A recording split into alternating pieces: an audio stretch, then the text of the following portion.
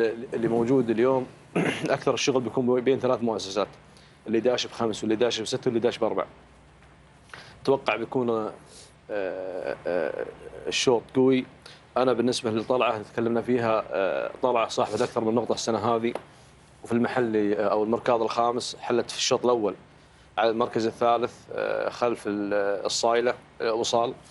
ف مستواها السنه هذه ثابت اللي هي طلعه، واخر ظهور لها بعد كان طيب. الهجنه الثانيه كلها عندها نقاط السنه هذه، ولكن رحنا مع طلعه حكم مستواها وتوقيتها اللي شفناها السنه هذه، ونتوقع منها انها بتكون يعني من الهجن اللي بتكون صعبه في الشوط. صعبه في الشوط. 5 اسماء لهجن الغرافه و5 اسماء لهجن الشقب. استهداف واضح وصريح. 6 اسامي للغرافه. 6 اسامي الغرافه ولا 5؟ لا 6. 6 اسامي مع زاهيه. نعم. وهجن المرقاب ايضا 4. 5 اسماء او 4 اسماء. 4 اسماء. استهداف واضح من الغرافه. والشقب عندهم 5 اسامي. صحيح. فاتوقع المؤسسات 3 مؤسسات عندها 5 4 6 راح يكون في شغل في المقدمه راح يكون في منافسه. اكيد راح يكون في منافسه. طيب. لكن لا ننسى الشيخ عبد العزيز بن حمد، اكيد ان عنده مطيتين هذه شفنا لها مركاض وشعار خطير. شعار خطير. واتوقع بيكون هو من صالح حجنه اذا ما دفعت المقدمه، يمكن هو يكون خطير على الشوط. يكون خطير على الشوط من خلال السالميه وكذلك سلسبيل. ننتقل إلى هذا الفاصل ومن ثم نعود لنستكمل ما تبقى معنا من أشواط. هناك 3 أشواط في الانتظار.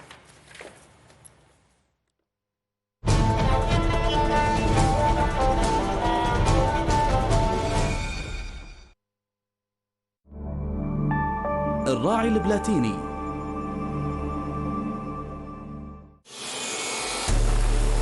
أحد أكبر سباقات الهجن العربية الأصيلة في الدولة، أول السباقات الرئيسية التي يشهدها ميدان الشحانية. مهرجان المؤسس الشيخ جاسم بن محمد بن ثاني طيب الله ثراه، المهرجان الذي يستقطب عددا كبيرا من داخل الدولة ومن خارجها، فمرحبا بالجميع في دوحة الجميع.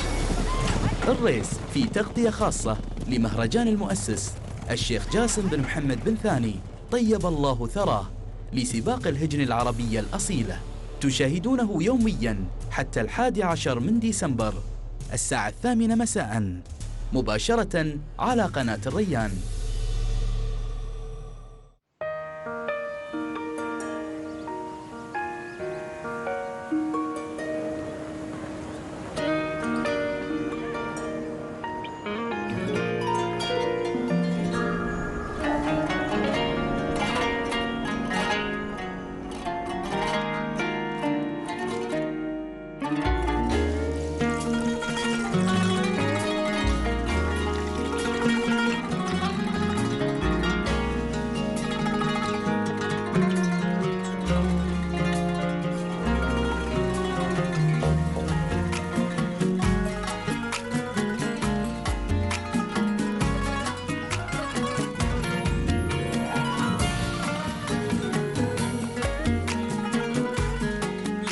الصباح رباح، تشاهدونه من الأحد إلى الخميس الساعة 10 صباحاً مباشرة على قناة الريان. مجلة الريان عدد شهر ديسمبر 2019. سوق واقف للطيور وجهة الصقاقير خلال موسم المقناص. الشاعر سعود منذر النعيمي. الساحة الشعرية في قطر قوية وفيها فطاحلة الشعر. الكاتب محمد الجفيري. أفضل الكتابة بالأسلوب العلمي وأبتعد عن الروايات والقصص. الممثل والمخرج إبراهيم لاري. الإخراج يحتاج إلى رؤية فنية وثقافة كبيرة. نادي الجسرة يعود إلى مهده في سوق واقف. المصورة موضي حمد الهاجري. زيارتي لليمن وجزر القمر كانت دافعاً لي للاستمرار. ونقرأ أيضاً تحقيقات ولقاءات مختلفة وزوايا مميزة في ملف الثقافة. لقاءات فنية وتغطيات مميزة في ملف ألحان. وقصائد لنجوم الشعر ولقاءات جديدة في ملف فوزان، بالإضافة إلى مقالات متنوعة. يمكنكم متابعة وتحميل المجلة وإصداراتها الخاصة من خلال تطبيقاتها وموقعها الإلكتروني الريان magazine.qa. الريان مجلة تقتنيها.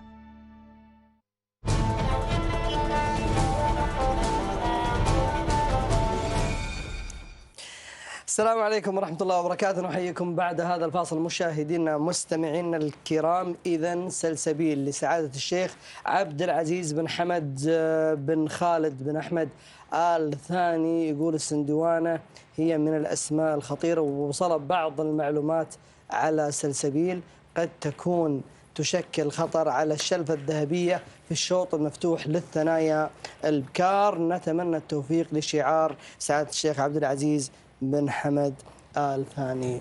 سلسبيل خطيرة.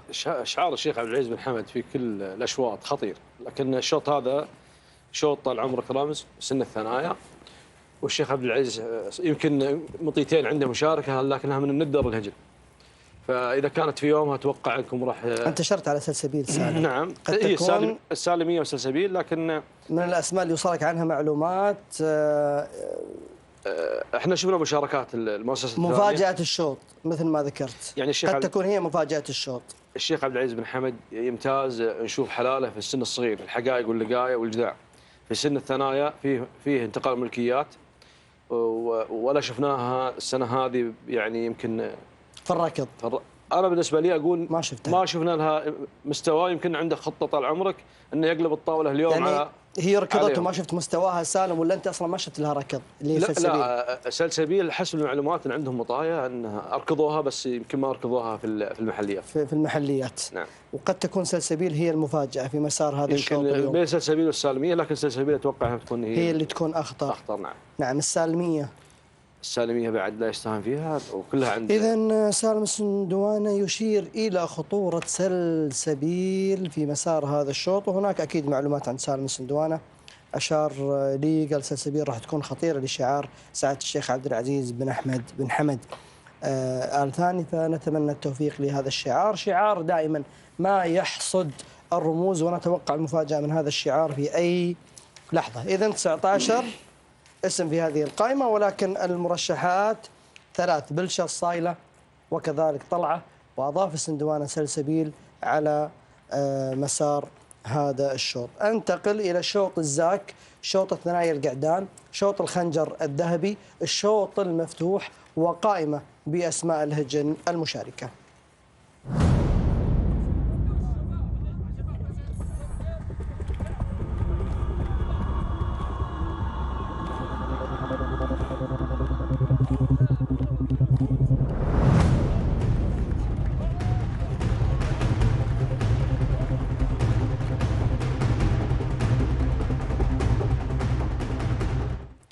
14 اسم في هذه القائمة. الأخطر الزاك مرشح بالإجماع لانتزاع الخنجر الذهبي في مسار هذا الشوط. هجن الشقب، المؤسسة عملاقة، والمضمر كبير سعيد بن عبد الهادي بن علي بن عبد الهادي الشهواني.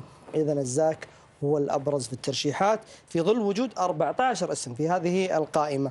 سالم السندوانة الجميع وبالإجماع رشح الزاك بلا شك على آخر مركاض للزاك وأداءه. الزاك طال عمرك احنا شفنا منه مشاركات تجهيزية السنة هذه، ومستواه يبشر بخير. لو نذكر العام الماضي الزاك كان وصيف الرمز. نعم. سن الإجذاع. وصيف الرمز مرتين العام الماضي سن الإجذاع. العام كنا نشوفه في شوط الرمز الإجذاع مع أعتقد النحاوي إذا ما خاب ظني. وصيف النحاوي. نعم. وصيف النحاوي. ومن القعدان اللي عندها مستوى وعندها صبر على الأوامر. يعني شفنا منها العام مركاض، قلنا الأول والثاني كانها مقلوصة في الآخر، كانها مربوطة في الآخر. والسنة هذه شفنا منها اشتراكات تجهيزية ومستواها يطمن. ودليل على ذلك كل المحللين رشحوه بالإجماع نظرا لمستواه اللي نعرفه. في عندك لداغ الهجن الغرافة من القعدان بعد اللي لا يستهان بها، وأرجنت عند الشيخ جاسم بن سعود بن فهد بن جاسم الثاني مع جابر بن علي بن جرحب، له مشاركات وله منافسات السنة هذه.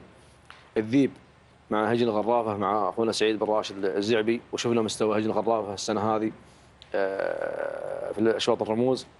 العساس وبرشم الهجن الشقب. يمكن اختار اسم بعد الزاك بيكون برشم مع هجن الشقب مع نفس الشعار، لكن مع سالم بن جابر محسن جربوعي. مروح للشيخ محمد بن خليفه بن سعود الثاني مع راشد عبد القادر. نعم. شفنا له سبق السنه هذه ما شاء الله. إيه. مشكور مع هجن المرقاب، يمكن من القعدان اللي انتقلت ملكيتها قريب. هجن المرقاب داش بالحيمر ومشكور. الاثنين الاسامي هذه كلها مع نفس المضمر، متوقع منها حضور. الذيب والفايز طال عمرك، الذيب مع الشيخ مشعل بن عبد الله بن عبد الرحمن ومع هادي بن جر الله. شفنا له مستوى طيب مع هادي بن جر الله، وداش باسمين ملهم والذيب، فهذا يعطيك مؤشر انه بعد الشوط هذا مستهدف من هجن الشيخ مشعل. الفايز مع عبد العزيز بن حمد بن خالد. هذا القعود اذا ما خاب ظني من الصفقات بعد عند الشيخ عبد العزيز بن حمد بن خالد ومع محمد بن مبارك بن سعيد النابت، وقعود اعتقد من سلالة الفايز، وسلالة الفايز دائما لها حضورها. نعم. عساف صاحب نقطة في المحل الخامس، سابق مع هجن المرخية. ومن القعدان اللي بعد لو بنقول لك نختصر الموضوع، عندك الزاك وبرشم وعساف، هي اخطر 3 اسامي في الشوط. الزاك وبرشم وعساف. وما ننسى طال عمرك مقدام مع الشيخ عبد العزيز بن حمد بن خالد بعد عند محسن بن علي بن فراج. نعم.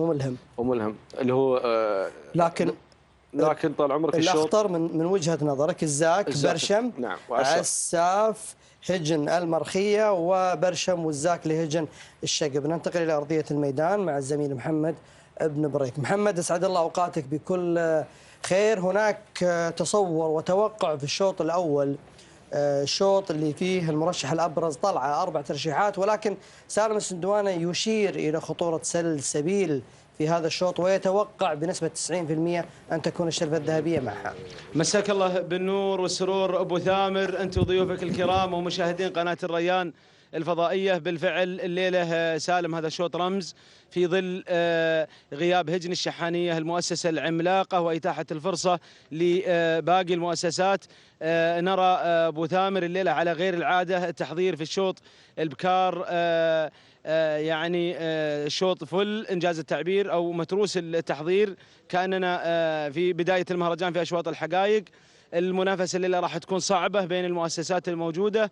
توقع أبو ثامر يكون في توقيت حدث، نتوقع يجي السبق مفاجأة الليلة نظرا لكثرة الأسماء. عندما يجتمع الشوط أبو ثامر ويزدحم جميع الخطط تتضارب مع بعضها. أبو ثامر معي أحمد بن زايد بن طرجم السهلي أحد المتابعين باستمرار في اللجنة المنظمة لسباقات الهجن والأشواط الرئيسية. أبو زايد مساك الله بالخير وسعداء بوجودك. يا مرحبا ومسهلا أبو بريك. أبو زايد، شوط متروس على دائما أشواط الرموز 10 11 9، الليلة الشوط مثل ما تشوف متروس والشعارات تارسة التحضير.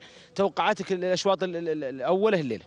والله توقعاتي ان شاء الله هجن المؤسسات محضرين يعني هجن طيبه، منه هجن الغرافه محضرين تقريبا فوق ال6 مدينة السابع، وعندك هجن المرخيه بعد محضرين، وبتكون المنافسه قويه لانه هجن الشحانيه ما هي موجوده الحين. نعم.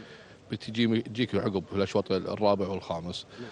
توقعاتي والله شقو. في الخامس ولا في الثالث والرابع؟ في العمانية. في العمانية. في الثالث والرابع. نعم. نعم. والله انا توقعاتي هجن الشقب عندهم نوعيات طيبة يمتلكونها، وهجن الشيخ عبد العزيز بعد كذلك، بس ان شاء الله.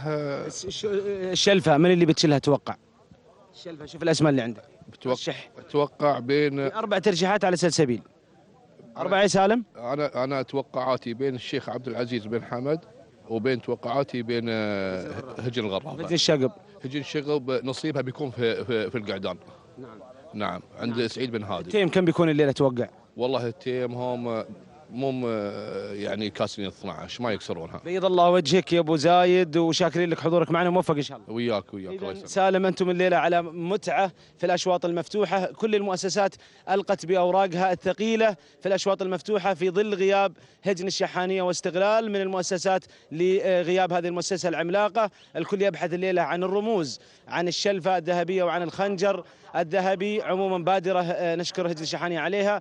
إليك الكلمة سالم ولضيوفك الكرام. شكرا محمد، وكذلك الشكر أيضا موصول لضيفك الكريم، وفعلا شكرا لهذه المبادرة التي أيضا تتيح الفرصة أمام المؤسسات الأخرى لانتزاع فيه الرموز. الزاك برشم عساف.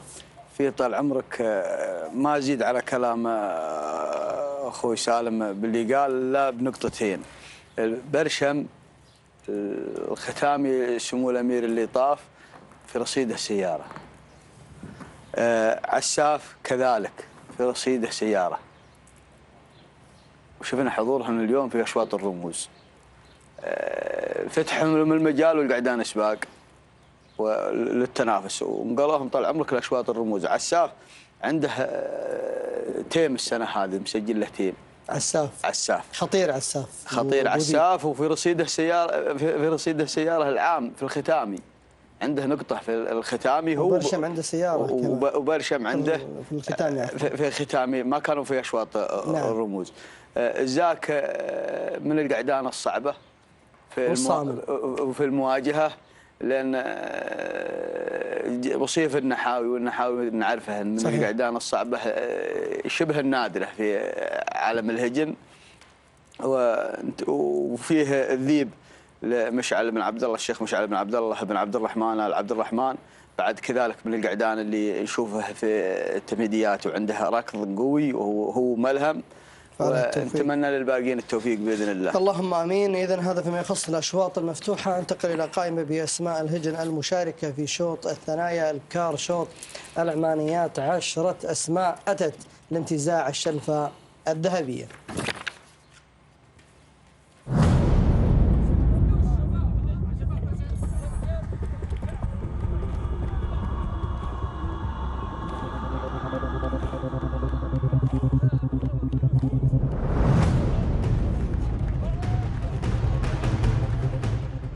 إذن 10 أسماء الأبرز لهجن الشحانية مثل ما ذكر سالم السندوانة، رشفة، وكذلك وصال، ويرشح وصال. وهناك ترشيح على وصال بالإجماع، ما عدا السعدي يروح مع رشفة. إذن الأسماء اللي أشار لها سالم السندوانة هي الأسماء المرشحة لانتزاع الشلفة الذهبية في شوط الثنايا البكار العمانيات. سالم السندوانة 10 أسماء، هجن المرقاب بعالية، وهجن الغرافة أيضا بعالية. أيهما أبرز، هجن المرقاب ولا هجن الغرافة؟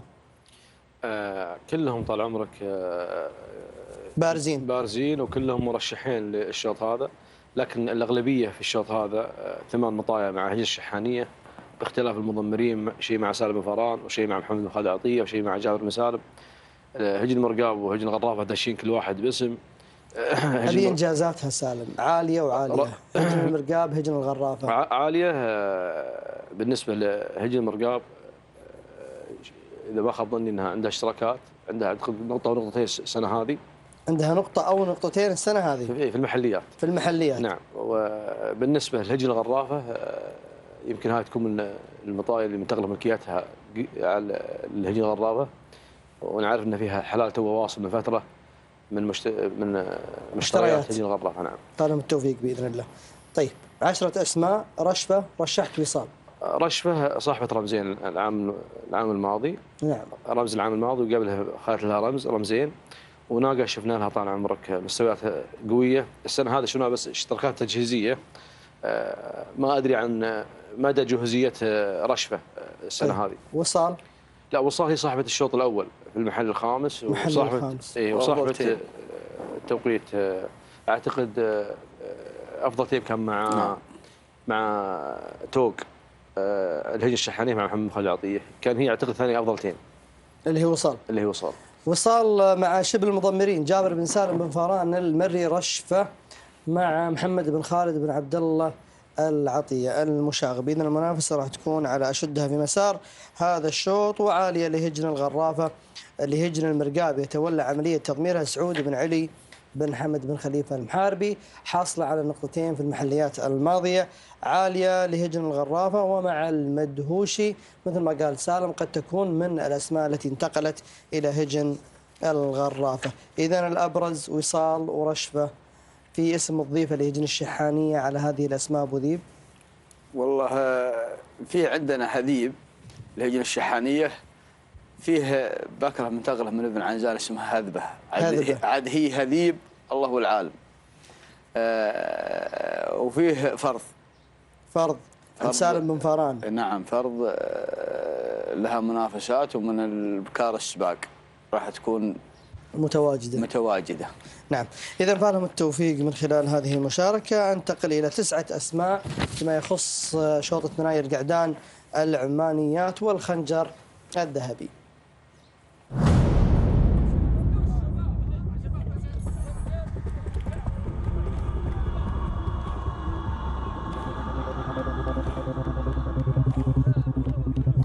إذن 9 أسماء ورمز على أول القائمة يرشح سالم السندوانة لانتزاع الخنجر الذهبي مع شبل المضمرين جابر بن سالم بن فران المري، ومع هذه المؤسسة العملاقة هجن الشحانية. السالمي مع المشاغب محمد بن خالد العطية يرشح من بقية المحلي. نبو ذيب. الموجودين لعل أبرزها في نظري أنا أنها السالمي عنده رمز ترى لقي في مهرجان سمو الأمير، وثاني وثالث وضيف بعد عنده سبق ومنافسات، الراوي ثالث رابع، ورمز من القعدان السباق والذيب فشت الديبل. الشوط 9 أسماء ولعل أبرزها السالمي. لعل أبرزها السالمي بإنجازاته. طبيعة ركضه والله القعود ما هو من القعدان اللي يخل، القعود مقامه طيب. نعم. يكون في المقدمة. نعم. سالم رشحت رمز الأخوان غانم فهد صالح راشد مبارك، أشاروا على خطورة السالمي لهجن الشحانية، ولكن ذهبت مع رمز آخر إنجاز لرمز. رمز ماخذ طال عمرك آخر إنجاز له صاحب الشوط، صاحب نقطة في المحل الخامس، ويمكن صاحب أفضل توقيت في سن الثنائي القعدان. صاحب أفضل توقيت وين؟ هنا في المحل الخامس. في المحلي الخامس. نعم. فأسلوب ركضه وأدائه وجاهزيته هذا اللي خلتني أرشحه. أتوقع كان جايب 12 و37 أو 38 إذا ما خاب ظني، وفي نفس اليوم كان السالمي بعد مركض وبس جايب 12 و52 أو 53، ففارق التوقيت. بس إن هذا مركاض تجهيزي يعتمد اليوم فيه محك بعض رمز. نعم. احتمال كبير يكون السالمي صاحب الشوط، احتمال يكون رمز على حسب المحك الحقيقي اللي بيكون في الشوط، لأن تعرف لو المراكز التجهيزية هذه ممكن تيجي ثالث ورابع ما يبون منها أوامر وما يبون منها ركض قوي تجهيز، لكن اليوم بيبين فعلا من هو صاحب الشوط. ما نستبعد. السالمي وش إنجازاته؟ السالمي عنده رمز لقي ومنافس على الرموز. نعم، ومنافس في الكويت، منافس هنا في أشواط الرموز دائما يكون متواجد. نعم. ثابت وموجود. لما أخذ الرمز بتشوفه في الكادر موجود، ما يغيب، قعود من القعدان القوية. لو لاحظنا في 6 أسامي مع هجن الشحانية مشاركة في الشوط، 3 أسامي هجن اسمه معدي مع هجن الغرافة، وفشت الديبل مع هجن الشقر، وفيه الدواخ مع الشيخ ثاني بن علي بن سعود بن عبد العزيز الثاني. نتمنى لهم التوفيق، ولكن الأبرز الأسامي موجودة اللي هو رمز والسالمي. رمز أنت رشحته ولا الأبرز السالمي؟ لا، الأبرز رمز. الأبرز رمز من وجهة نظرك؟ نعم. لأنك رشحته. المستوى السنة هذه مستوى. إذن السندوانة السالمي حاصل على 5 ترشيحات، قلت هو الأبرز، قال لي لا، رمز الأبرز بناء على متابعة المستوى بين السالمي وكذلك بين رمز. 3 أسماء أبو ذيب بعد السالمي. والله رمز والراوي من القعدان السباق. رمز والراوي. نعم. سالم السندوانة رمز هو الأبرز من وجهة نظرك. اسمين. السالمي. وبروح طال عمرك مع لو منك ما قلت السالمي. لا، هو يقول ان انا قلت لا، انا ما قلت لا، انا قلت مستوى السنه هذه. انا ما قلت جزاه الله خير. هو دائما يحب انه يعطي وجهه نظر الشخص الثاني بوجهه نظره هو. لا، انا قلت لك الابرز، قلت لي رمز. قلت لك الابرز رمز، بس ما استبعدت السالمي. انت ما استبعدت، بس انا قلت لك الابرز من السالمي ولا رمز؟ قلت لي رمز. قلت لك رمز. هذا دليل انه هو الابرز في القائمه بناء على وجهه نظرك. ابرز على مستوى السنه هذه.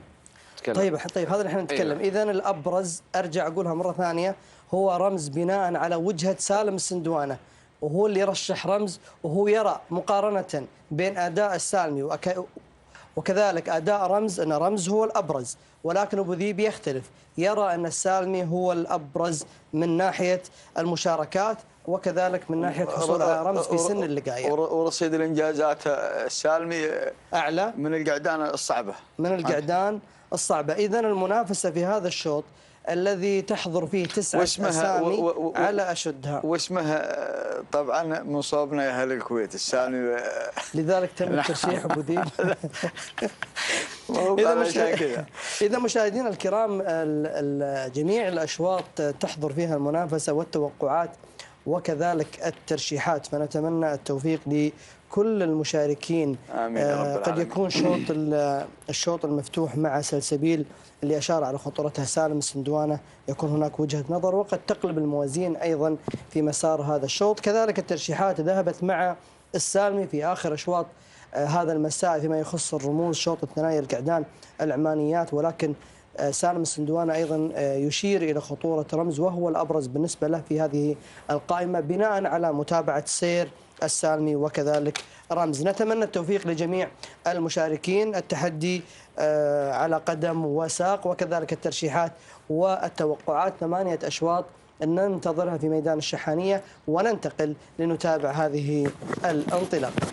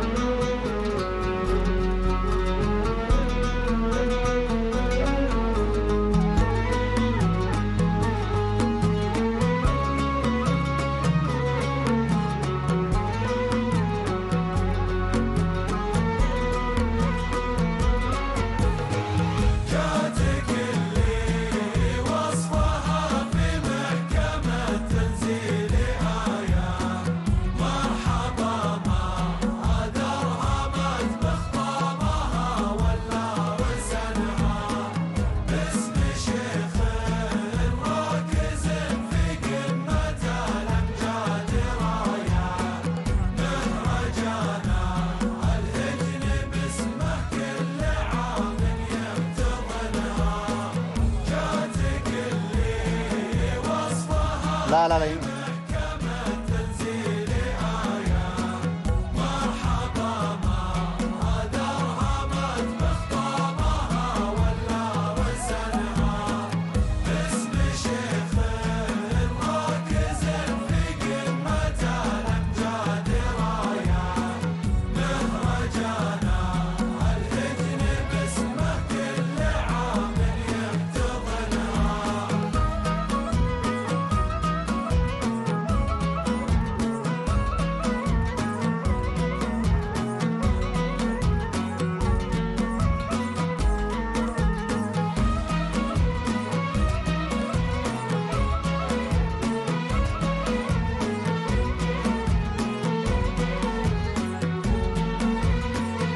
بسم الله الرحمن الرحيم. مشاهدينا الأعزاء والحفل الكريم، أسعد الله مساءكم بالود والمحبة والخير هنا من أرضية ميدان الشحانية لسباقات الهجن العربية الأصيلة. نلتقي مع حضراتكم مع أشواط الرموز الذهبية في هذه الليلة التاريخية، في هذه الليلة التراثية، في هذا اليوم الأحد 8 من شهر ديسمبر لعام 2018، حيث المتعة، حيث الندية، حيث القوة والإثارة.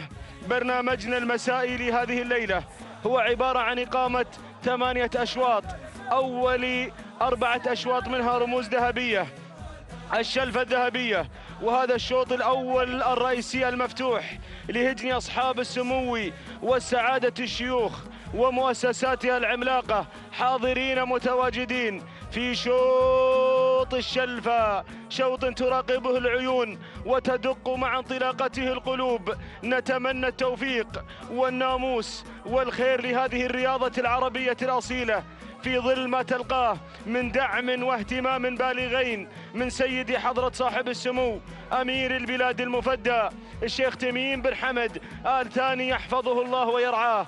نرحب بالمشاهدين الأعزاء عبر هذا النقل الحي والمباشر عبر قناة الريان الفضائية، قنوات الدوري والكاس، تلفزيون قطر، موقع الأبرقة لسباقات الهجن.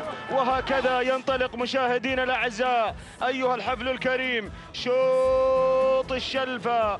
بسم الله نبدأ وبسم الله انطلقنا. ينطلق شوط الشلفة ومع منافساته نلتقي، ومع هذا المستوى بهجننا نرتقي، وعلى نهج وخطى سيدي أمير البلاد المفدى نقتدي.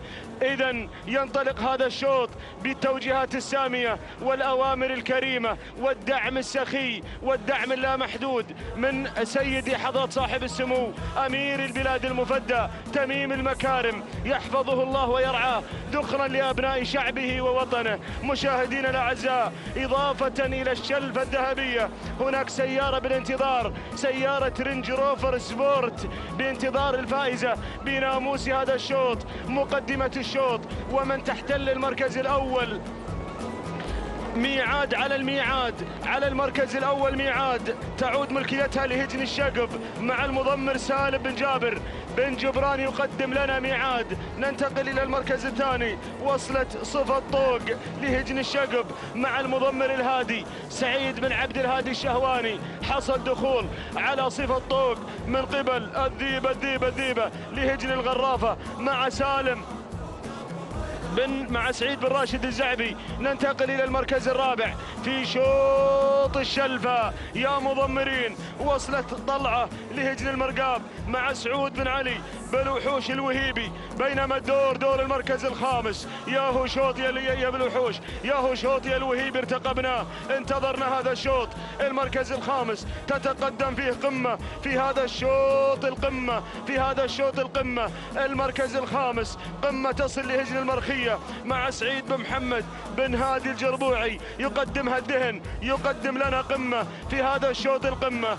العودة إلى مقدمة الشوط يا مضمرين. يشارك في هذا الشوط 26 بكرة ثنية. الجميع المؤسسات تشارك الليلة في ظل غياب مؤسسة هجن الشحانية وإتاحة الفرصة للجميع. نرى هذا التنافس على اختطاف الشلفة الذهبية، اختطاف الشلفة لمن ناموس الشلفة لمن يا مضمرين. الله يا سلام، كر وفر ما بين المضمرين وتخطيط وتكتيك على اختطاف الشلفة. وشاهد الضغط على المقدمة في هذه اللحظات على صدارة الشوط من مؤسستين، مؤسسة هجن الشقب ومؤسسة هجن الغرافة، والضغط على الصدارة، بينما هجن المرقاب تصل مع طلعة على المركز الثالث. ولكن المركز الأول مع تضمير سالم بن جبران لهجن الشقب، المركز الثاني هجن الغرافة مع الذيبة هجن الغرافة مع سعيد بن راشد الزعبي. المضمر الجنرال يدفع بأوراقه الرابحة في هذا المساء في شوط الشلفة. يلا يا جنرال. المركز الثالث تتقدم طلعة وتعود ملكيتها لمؤسسة هجن المرقاب مع المضمر سعود بالوحوش الوهيبي. ننتقل إلى المركز الخامس، ومن تتقدم على المركز الخامس وصلت في هذه اللحظات قمة من هجن المرخية سعيد بن محمد الدهن يتابعها في التضمير. المركز الخامس أول نداء العنود لهجن الغرافة مع سعيد مع سالم بن عامر المدهوشي المدهش مضمر أجيال يدفع بالعنود في هذا الشوط الحساس، في هذا الشوط الملتهب. نشاهد مشاركة واسعة من مؤسسات الليلة حاضرة لمن ناموس الشوط. الجميع يريد، أنت تريد وأنا أريد، والله سبحانه وتعالى يفعل ويشاء ما يريد. الشلفة لمن؟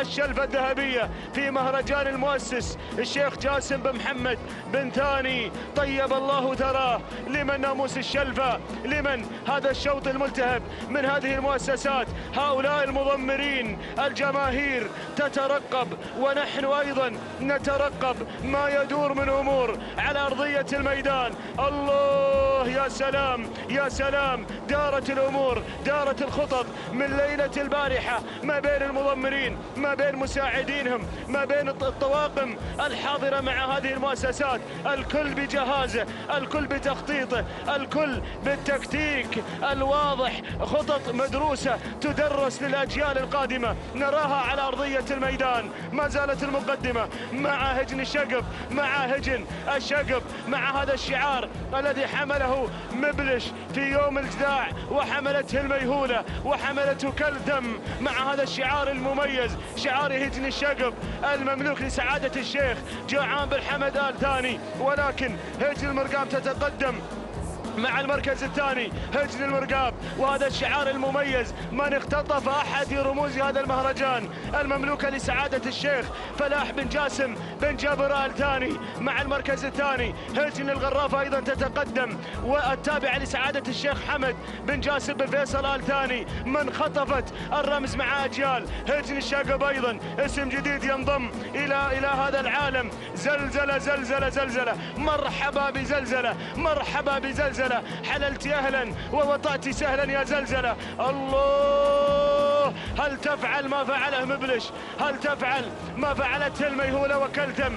هجن الشقب الرقم الصعب، الرقم الصعب في المنافسات مع المركزين الأول والرابع. المركز الخامس العنود، الغرافة الغرافة الغرافة تهاجم مع المركزين الثاني والخامس في ليلة شحانية في معركة الشلفة، معركة الشلفة. يا مضمرين، يا مضمرين، هذا البحر الغزير الشلفة بحر متلاطم، بحر متلاطم، ربما ينجو من هذا الشوط الفائز بالشلفة ويقرق الآخرين من المضمرين. الله يا سلام يا سلام، ما زالت المقدمة مع هجن الشقب، مع مربط هجن الشقب تسيطر على المركز الأول.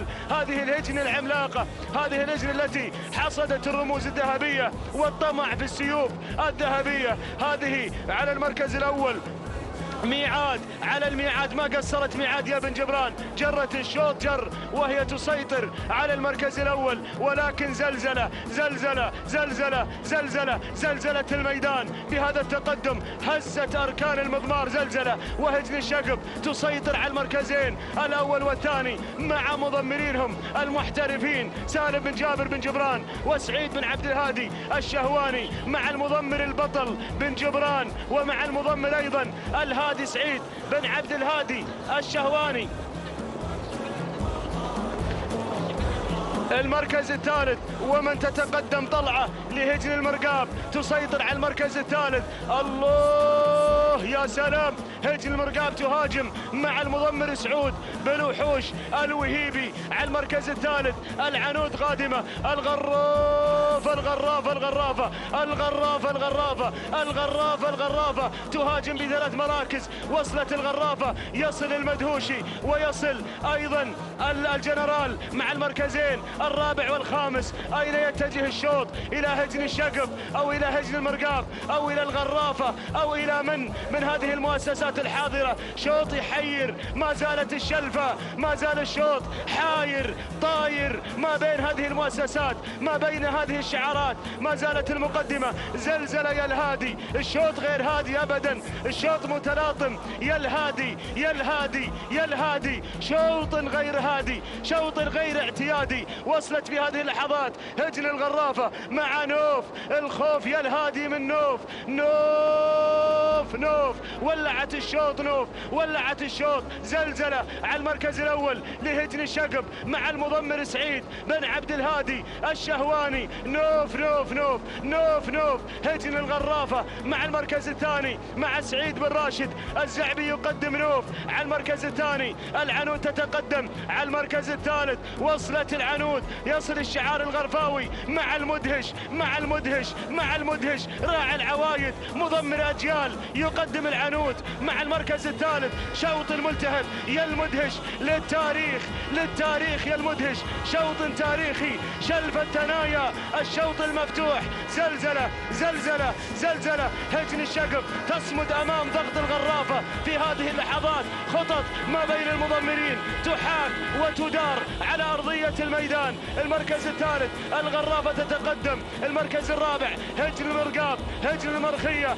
تصل هجن المرخية مع قمة، عادت قمة وعادت آمال متابعين المرخية في هذا الشوط الملتهب. يا سلام يا زلزلة يا زلزلة يا زلزلة يا زلزلة، بشعار الميهولة، بشعار الشقف، بشعار كلثم تسيطر على المركز الأول بالشعار الجماهيري، ولكن شعار أجيال، شعار أجيال. اقتربنا من 1500 متر الأخيرة عن الشلفة الذهبية، عن الشلفة الذهبية.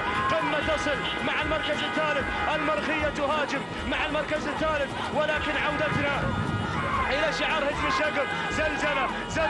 زلزلة الشلفة الذهبية لهجن الشقف. حتى هذه اللحظات لم تصدر الأوامر، نقترب من الكيلومتر الأخير، الكيلومتر المثير. زلزلة هجن الشقف، شعار الميهولة، شعار الشقف، شعار كلثم، شعار رشيدة مع المركز الأول. يسيطر على الذهب، يسيطر على الذهب. يا سلام يا الهادي، الكيلومتر الأخير، نفتتح الكيلو متر المثير، كيلو الضغط، كيلو نقص الأكسجين، كيلو حبس الأنفاس. يا سلام يا سلام يا سلام، بوابة الكيلو متر الأخير. اقتربنا من المنصة الرئيسية، اقتربنا من المنصة الرئيسية. الغرافة يا سلام. نوف قلت لك يا الهادي، الخوف من نوف، ولكن زلزلة سلام يا زلزلة سلام. تسيطر زلزلة، تصر زلزلة. طارت بالشلفة كما طارت الميهولة، كما طار الشقف. الرمز الذهبي الرابع لمؤسسة هجن الشقف مع زلزلة، من زلزلة الميدان، من هزت أركانه. هجن الشقف سلام يا هجن الشقف سلام. ناموسها للشيخ جوعان ينساك، سلام يا شيخ له الفوز دايم، سلام يا شيخ له الفوز دايم. سلام لمالك مؤسسة هجن الشقف سعادة الشيخ جوعان بن حمد آل ثاني، وللمضمر الهادي. سلام يا الهادي سلام يا الهادي سلام. الشلفة الذهبية في شوط الثنايا لهجن الشقف تنتزع الشلفة والرمز الذهبي الرابع في المهرجان. سلام يا هجن الشقف سلام. حيوا زلزلة، حيوها. سلام لهجن الشقف سلام. لحظات الوصول. المركز الثاني وصلت بلشة لهجن الغرافة مع سعيد بن راشد الزعبي. المركز الثالث وصلت نوف لهجن الغرافة مع سعيد بن راشد الزعبي. المركز الرابع العنود لهجن الغرافة مع سالم بن عامر المدهوشي. المركز الخامس وصلت فيه الصايلة لهجن المرقاب مع المضمر سعود بالوحوش الوهيبي. تهانينا والناموس لهجن الشقب على الفوز وعلى انتزاع الشلفة الذهبية في هذا المساء. تهانينا والناموس لمؤسسة هجن الشقب على انتزاع زلزلة للشلفة الذهبية في هذا المساء. وتهانينا لمالك هجن الشقب سعادة الشيخ جوعان بن حمد آل ثاني، وللمضمر الهادي سعيد بن عبد الهادي الشهواني. التوقيت الزمني 12 دقيقة 11 ثانية 47 جزء من الثانية. سلام يا زلزلة سلام يا هجن الشقب سلام. المركز الثاني وصلت فيه بلشة، قطعت المسافة في 12 دقيقة 13 ثانية بالوفاء والتمام. تهانينا وناموس لهجن الغرافة ولمالكها سعادة الشيخ حمد بن جاسم بن فيصل آل ثاني على فوزه وفوز شعار الغرافة بالمركزين الثاني والثالث. المركز الثالث نوف 12 دقيقة 13 ثانية 8 أجزاء من الثانية. تهانينا لهجن الغرافة وللمضمر الجنرال سعيد بن راشد الزعبي. تهانينا وناموس للجميع. كان شوطا مثيرا بكل ما تحمله الكلمة من معنى تهانينا والناموس للجميع، وتتواصل الأشواط الأولى الرئيسية، حيث يستعد هذا الشوط الأول الرئيسي للثنايا القعدان، الشوط المفتوح، شوط الخنجر الذهبي يستعد وينطلق الشوط. والكلمة للزميل مطلق بن علي العنزي.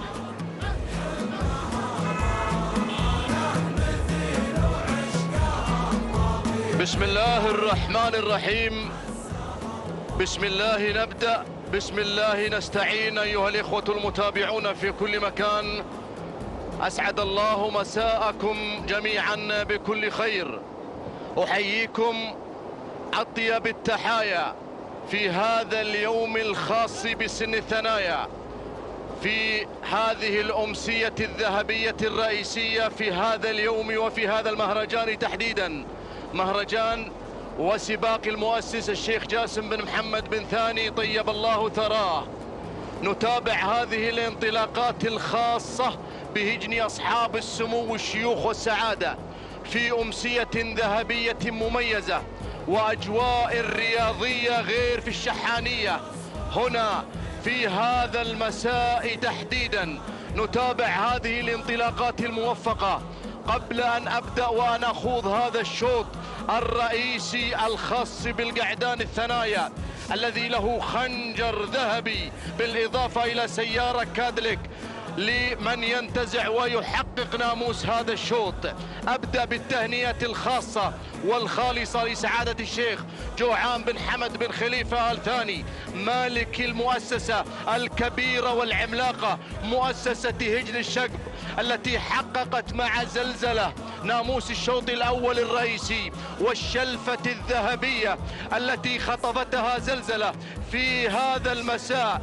في هذا المساء الرئيسي تهنئة أيضا أزفها لمن قاد زلزلة، سعيد بن عبد الهادي الشهواني اللي غير هادي في هذا المهرجان. مع هذا الشعار خطف 4 رموز ذهبية في هذا المهرجان ويطمح بالمزيد. نتمنى التوفيق للجميع. نبدأ مع هذا الشوط اللي أعلنت انطلاقته قبل حوالي دقيقتين من هذا المسار، مسار 8 كيلومترات. نبدأ مع الشعار الغرفاوي، الشعار الخطير، الشعار المثير، مع الذيب اللي يحتل المركز الأول بشعار هجن الغرافة، الشعار الغني عن التعريف، شعار سعادة الشيخ حمد بن جاسم بن فيصل آل ثاني وأنجاله الكرام. على المركز الأول يقود هذه الأسماء، يقود هذا السرب من هذه الأسماء الرئيسية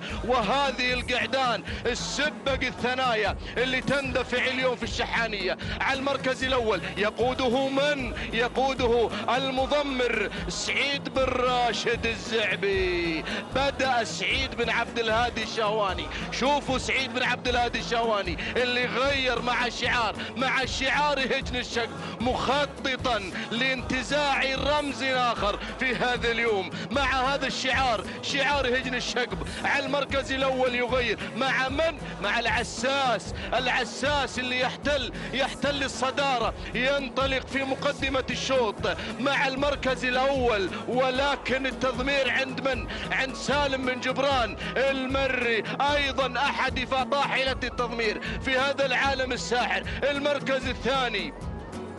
المركز الثاني عساف، على المركز الثاني لهجن المرخية، على المركز الثاني اللي تعود ملكيتها لسعادة الشيخ عبد الرحمن بن جاسم آل ثاني. على المركز الثاني ينطلق بشعار هجن المرخية، يطمح أن يحقق هذا الرمز الغالي، يطمح أن ينتصر وأن يفوز. بينما الشعار الغرافة المتابعة هذا عند من؟ عند سعيد بن محمد بن هادي الجربوع المري على عملية تضمير عساب. المركز الثالث، على المركز الثالث الذيب على المركز الثالث لهجن الغرافة بقيادة سعيد بن راشد الزعبي. المركز الرابع الذيب لسعادة الشيخ مشعل بن عبد الله بن عبد الرحمن آل ثاني. المتابعة عند هادي بن جار الله بن علي بن جار الله على عملية التضمير والمتابعة. المركز الخامس مشكور، يقترب مشكور بشعار هجن المرقاب على المركز الخامس اللي تعود ملكيتها لسعادة الشيخ فلاح بن جاسم بن جبر الثاني. والتضمير عند من؟ عند سعود بن علي بن الوحوش أحد الخبراء في التضمير. هذه النتيجة متابعينا مشاهدينا الكرام، النتيجة المبدئية ل5 أسماء عملاقة، 5 رموز ذهبية، 5 أسماء حاضرة ومنطلقة في هذا المساء. باحثة عن ماذا؟ باحثة عن الخنجر الذهبي، رمزا من رموز هذا المهرجان الغالي، رمز ثمين، شوط رئيسي مفتوح. من هو سعيد الحظ اللي سيحقق هذا الناموس الغالي، اللي سيحقق هذا الرمز الثمين، رمز الخنجر الذهبي في هذه الأمسية، في هذا المساء، في الأسبوع الأخير ضمن هذا المهرجان السنوي الكبير، مهرجان المؤسس الشيخ جاسم بن محمد بن ثاني طيب الله ثراه. يا سلام، انطلاقة شعار هجن الغرافة على المركز الأول على صدارة ومقدمة الشوط، يحتل المرتبة الأولى، ينطلق راحة 4 كيلومترات، 4 كيلومترات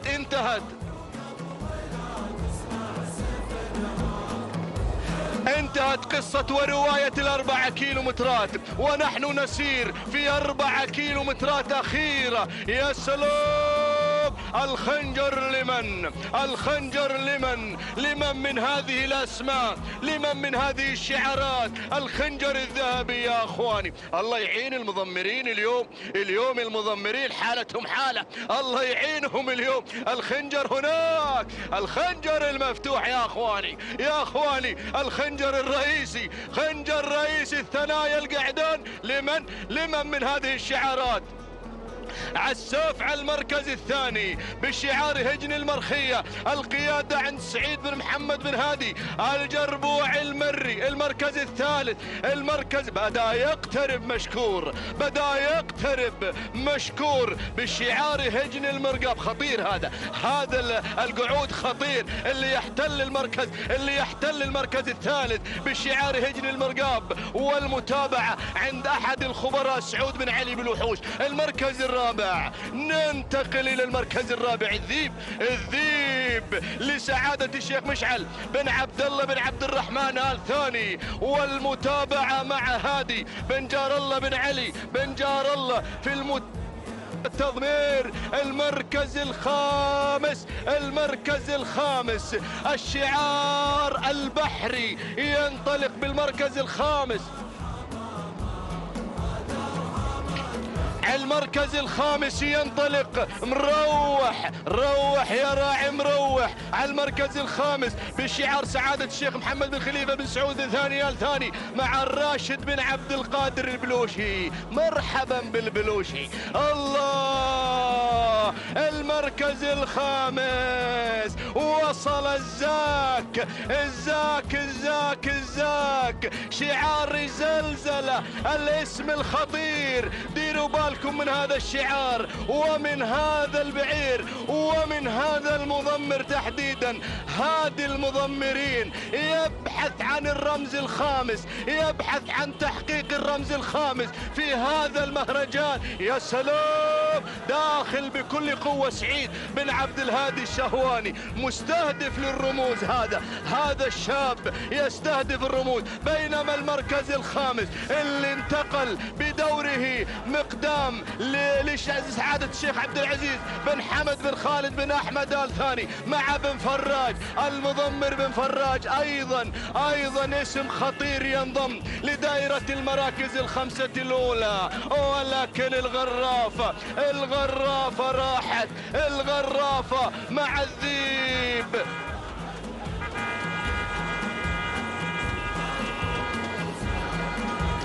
الغرافة مع الذيب على المركز الأول، تسيطر بشعارها المعروف اللي يعود لسعادة الشيخ حمد بن جاسم بن فيصل آل ثاني وأنجاله الكرام. يطمح الزعبي أن يحقق رمزا من رموز هذا المهرجان وهو الخنجر الذهبي. يا سلام، يا له من ناموس، يا له من ناموس يا سعيد يا بن راشد، يا له من ناموس غير طعمه غير. أرى وأتابع الأسماء قادمة يا الزعبي. الله يعينك يا الزعبي اليوم، الله يعينك يا الزعبي. شعار هجن المرقاب قادم، والشعار المرخية قادم، والشعار هجن الشقب قادم على المركز الرابع. يا سلام، الموقع وين يا بن بريك؟ الموقع وين؟ الموقع كيلو ونصف الكيلو عن خط النهاية، عن الناموس، عن الناموس، عن الناموس، عن الناموس.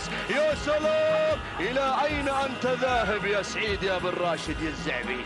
إلى أين أنت ذاهب؟ الخنجر الجنرال يقود الأسماء، يقود الأسماء. إلى أين أنت ذاهب؟ إلى الخنجر، يقول سأذهب إلى الخنجر. بدري يا سعيد يا بن راشد، بدري يا سعيد يا بن راشد. الزاك الزاك الزاك الزاك الزاك، شعاري زلزلة، مضمر زلزلة زلزلة زلزلة. خلوني أرشح الزاك، أنا خلوني أرشح، سمحوا لي أرشح الزاك، اسمحوا لي أرشح الزاك على المركز الثاني، على المركز الثاني، على المركز الثاني بشعار هجن الشقب، هجن الشقب المركز الثاني. يا سلام، الخنجر درب للزاك، درب لمضمر زلزلة، درب الرمز الخامس لسعادة الشيخ جوعان بن حمد بن خليفة آل ثاني على الهواء مباشرة. نزف له التحية والتقدير والذهب، الذهب لراعي الذهب، الذهب لراعي الذهب. سعادة الشيخ جوعان بن حمد بن خليفة آل ثاني يستحق الذهب، يستحق الذهب، سعادته يستحق الذهب. الله، الزاك الزاك الزاك الزاك الزاك يا سعيد يا بن عبد الهادي الشهواني، اللي غير هادي، غير هادي.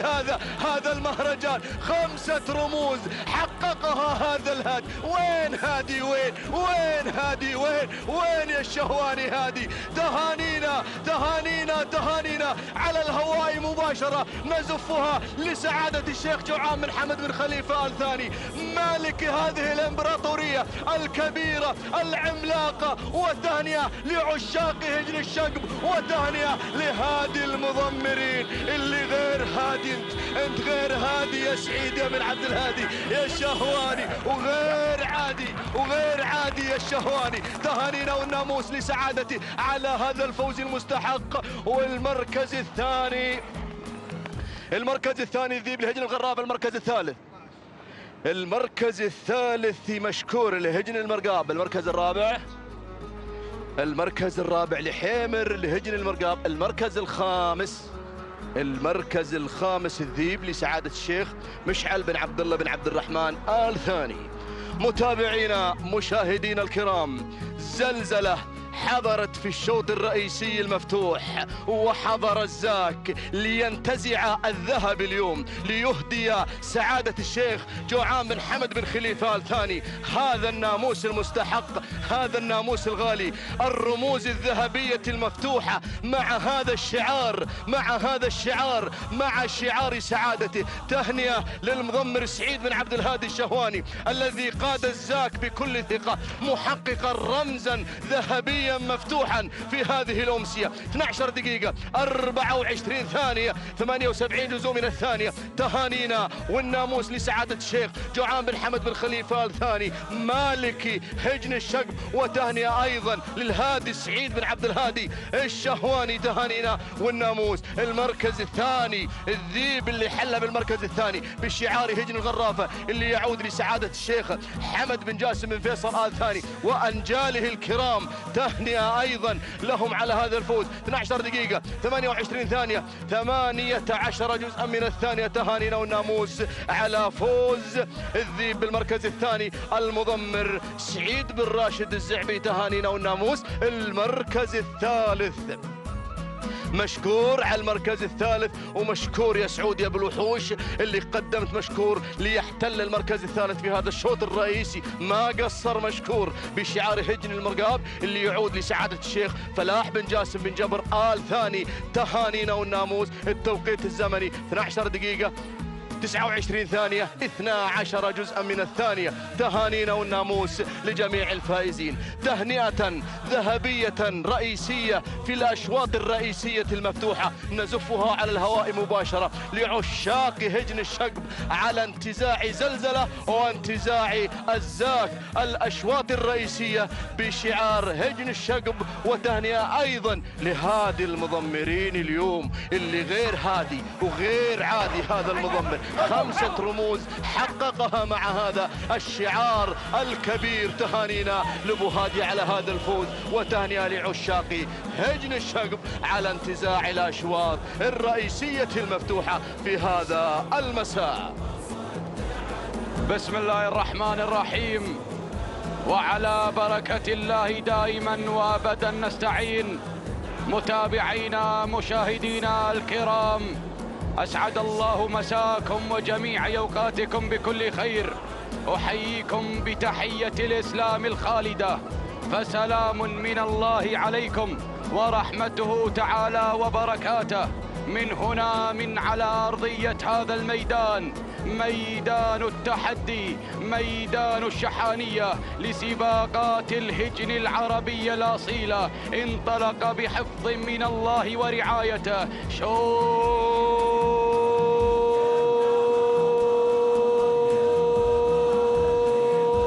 الشلفة، الشلفة الذهبية للثنايا الابكار ومن مسافة 8 كيلومترات. ايضا لفئة العمانيات نهنئ سعادة الشيخ جوعان بن حمد بن خليفة آل ثاني مالك مؤسسة هجن الشقب على انتزاع الاشواط الرئيسية، انتزاع الرموز والأشواط الرئيسية مع زلزلة من حققت الشلفة الذهبية. وأيضا وصل الزاك من حقق شوط الخنجر ومن قدم لنا هذه الأسماء الكبيرة. سعيد بن عبد الهادي الشاواني الهادي من قدم لنا هذه الأسماء الكبيرة. أتقدم مباشرة متابعين الكرام للبحث والتنقيب عن الذهب، أتقدم مباشرة مع وصال مع المركز الأول هجن الشحانية جابر بن سالم بن جابر بن فاران. يتقدم شبل المضمرين يقدم لنا وصال، يتقدم مع وصال. هنا هذا الاسم الكبير، هذا الاسم التاريخي. الله يا وصال. المركز الثاني تصل رشفة مع ثاني الاسماء هجن الشحانية محمد بن خالد بن عبد الله العطية يقدم لنا رشفة. هنا المشاغب محمد بن خالد بن عبد الله العطية. يصل الاسناد من قبل العقلة هجن الشحانية، أيضا يقدم لنا العقلة محمد بن خالد بن عبد الله العطية. يتقدم مع المركز الثاني والثالث. المركز الرابع هنا رابع الأسماء، فرض من تتقدم ومن تفرض نفسها على رابع التحديات، تفرض نفسها هنا بالشعار الأدعم شعار هجن الشحانية. يتقدم سالم بن فاران المري. هنا الذهبي يتواصل مع فرض. الله يا فرض. المركز الخامس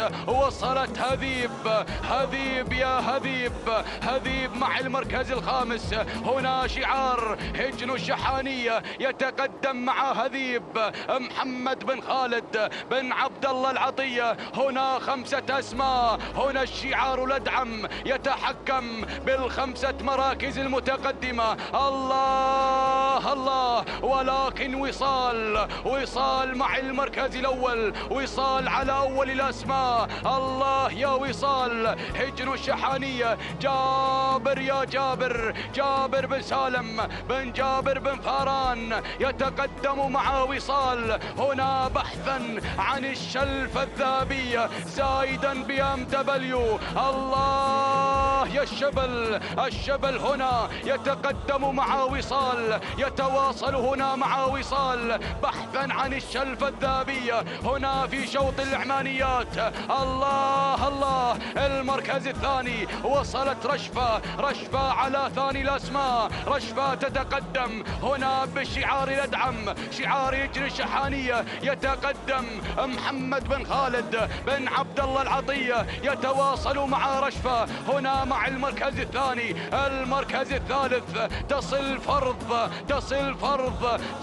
فرض من تفرض نفسها هنا على ثالث الأسماء. من تتقدم هنا بشعار هجن الشحانية سالم بن فاران المري، يقدم لنا فرض هنا الذابي، هنا بخبرة السنين، هنا بخبرة الإنجازات، هنا بخبرة السيوف والأشواط الرئيسية. أشواط الذاب دائما ما يحضر بن فاران مع ثالث الأسماء. المركز الرابع وصلت هنا على رابع التحديات هذيب مع المركز الرابع. هجن الشحانية محمد بن خالد بن عبد الله العطية، يتقدم المشاغب لابد أن يشاغب هنا في أشواط الذاب، هنا في الأشواط الذابية. يتقدم المشاغب هنا مع هذيب يا هذيب. المركز الخامس تصل العقلة على خامس الأسماء. هجن الشحانية محمد بن خالد بن عبد الله العطية. الله، فرض سيطرة هنا من قبل الشعار الأدعم، شعار هجن الشحانية. يتقدم ويفرض سيطرته على المراكز الخمسة. وصال مع المركز الأول، وصال لا زالت متحكمة، قائدة لهذه الأسماء، قائدة لهذه التحديات. هنا في معركة الذهب، هنا في خوض المعركة، هنا في خوض الحرب. الله يا وصال هجن الشحانية. جابر بن سالم بن فاران المري، يتقدم الشبل يتواصل مع وصال، يتواصل هنا بحثا عن الشلفة الذهبية. الشلفة لمن من هذه الأسماء، لمن من هذه التحديات. هنا في ميدان التحدي، هذا الميدان ميدان الشحانية، ميدان الجميع. المركز الثاني وصلت رشفة على ثاني الأسماء. هجن الشحانية محمد بن خالد بن عبد الله العطية. يصل محمد بن خالد بن عبد الله العطية ليقدم لنا رشفة هنا على ثاني الأسماء. المركز الثالث تتقدم هذيب مع المركز الثالث. المركز الثالث هذيب. هجن الشحانية محمد بن خالد بن عبد الله العطية يتواصل ويقدم لنا هذا الإسناد الكبير، هذا الدعم الغني. الله يا هذيب. المركز الرابع تصل هنا فرض على رابع الأسماء، فرض على رابع التحديات. هجن الشحانية سالم بن فاران المري يقدم لنا فرض على رابع الأسماء. المركز الخامس تصل هنا على خامس التحديات، تتقدم على خامس الأسماء. هقوى يا هقوى. هجن الشحانية جابر بن سالم بن فاران المري. ولكن متابعينا الأعزاء أعود مع وصال مع المركز الأول. وصال تقترب من الشلفة، الشلفة تقترب من وصال. الله يا وصال يا وصال. الله يا وصال تتقدم مع المركز الأول، يتواصل هنا الشبل جابر بن سالم بن فاران المري. الله 2 كيلومترات ما تبقى عن الشلفة الذهبية. شلفة العمانيات هنا مع وصال مع المركز الأول. ولكن تصل رشفة هجن الشحانية محمد بن خالد بن عبد الله العطية. يتقدم هنا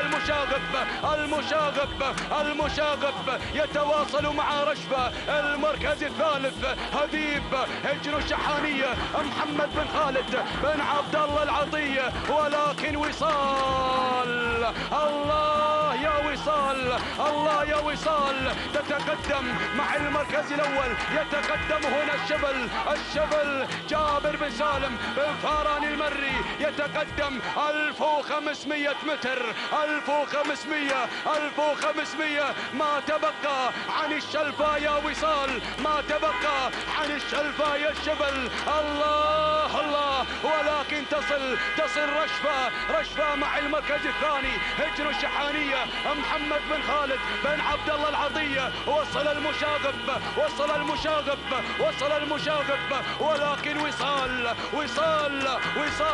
تقترب من الشلفة الذهبية، شلف العمانيات الثنايا. تتقدم وصال الBMW. الله، الكيلومتر الأخير، الكيلو الخطير، كيلو الذهب، كيلو الأمتار المجنونة، كيلو اللحظات الأخيرة ما بين وصال وما بين رشفة ووصال. ولكن وصال بدون أي أوامر، بدون أي تعليمات، ما تحركت عصاتها مغروزة بإبطالها. ما شاء الله على هذا الأداء. يتقدم الشبل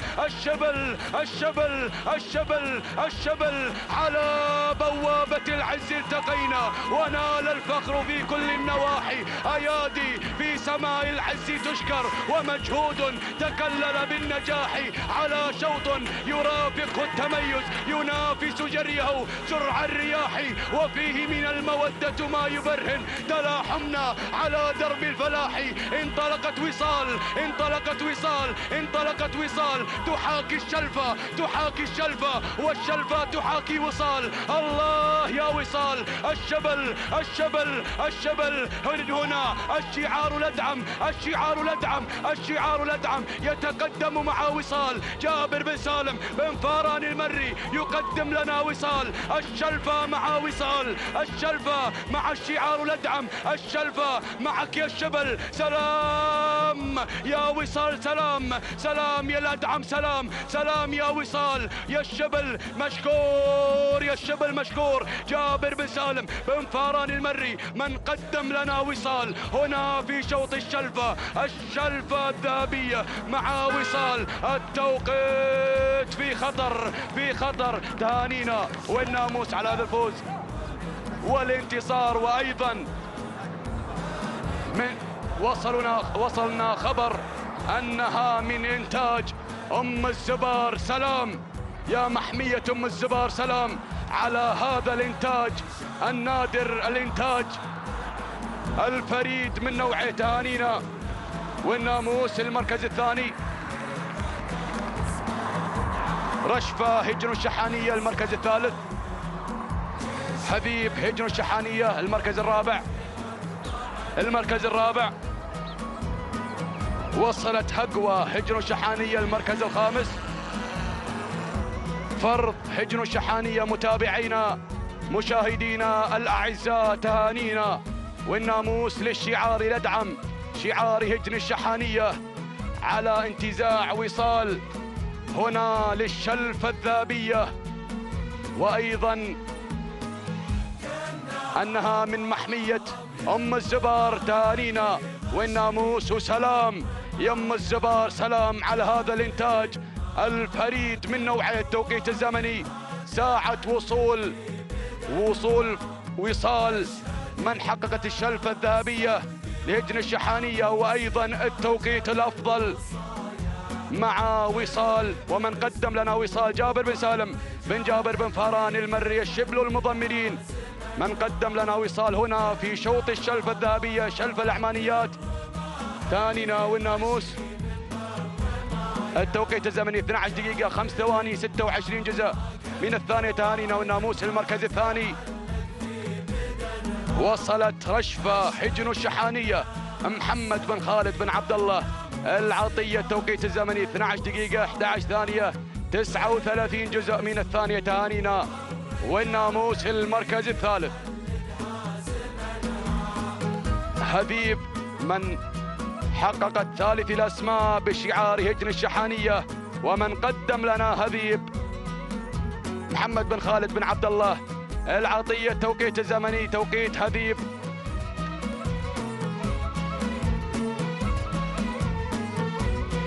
ننتظر حبيب من حقق الثالث الأسماء. التوقيت الزمني 12 دقيقة 30 ثانية 95 جزء من الثانية. تهانينا والناموس لجميع الفائزين.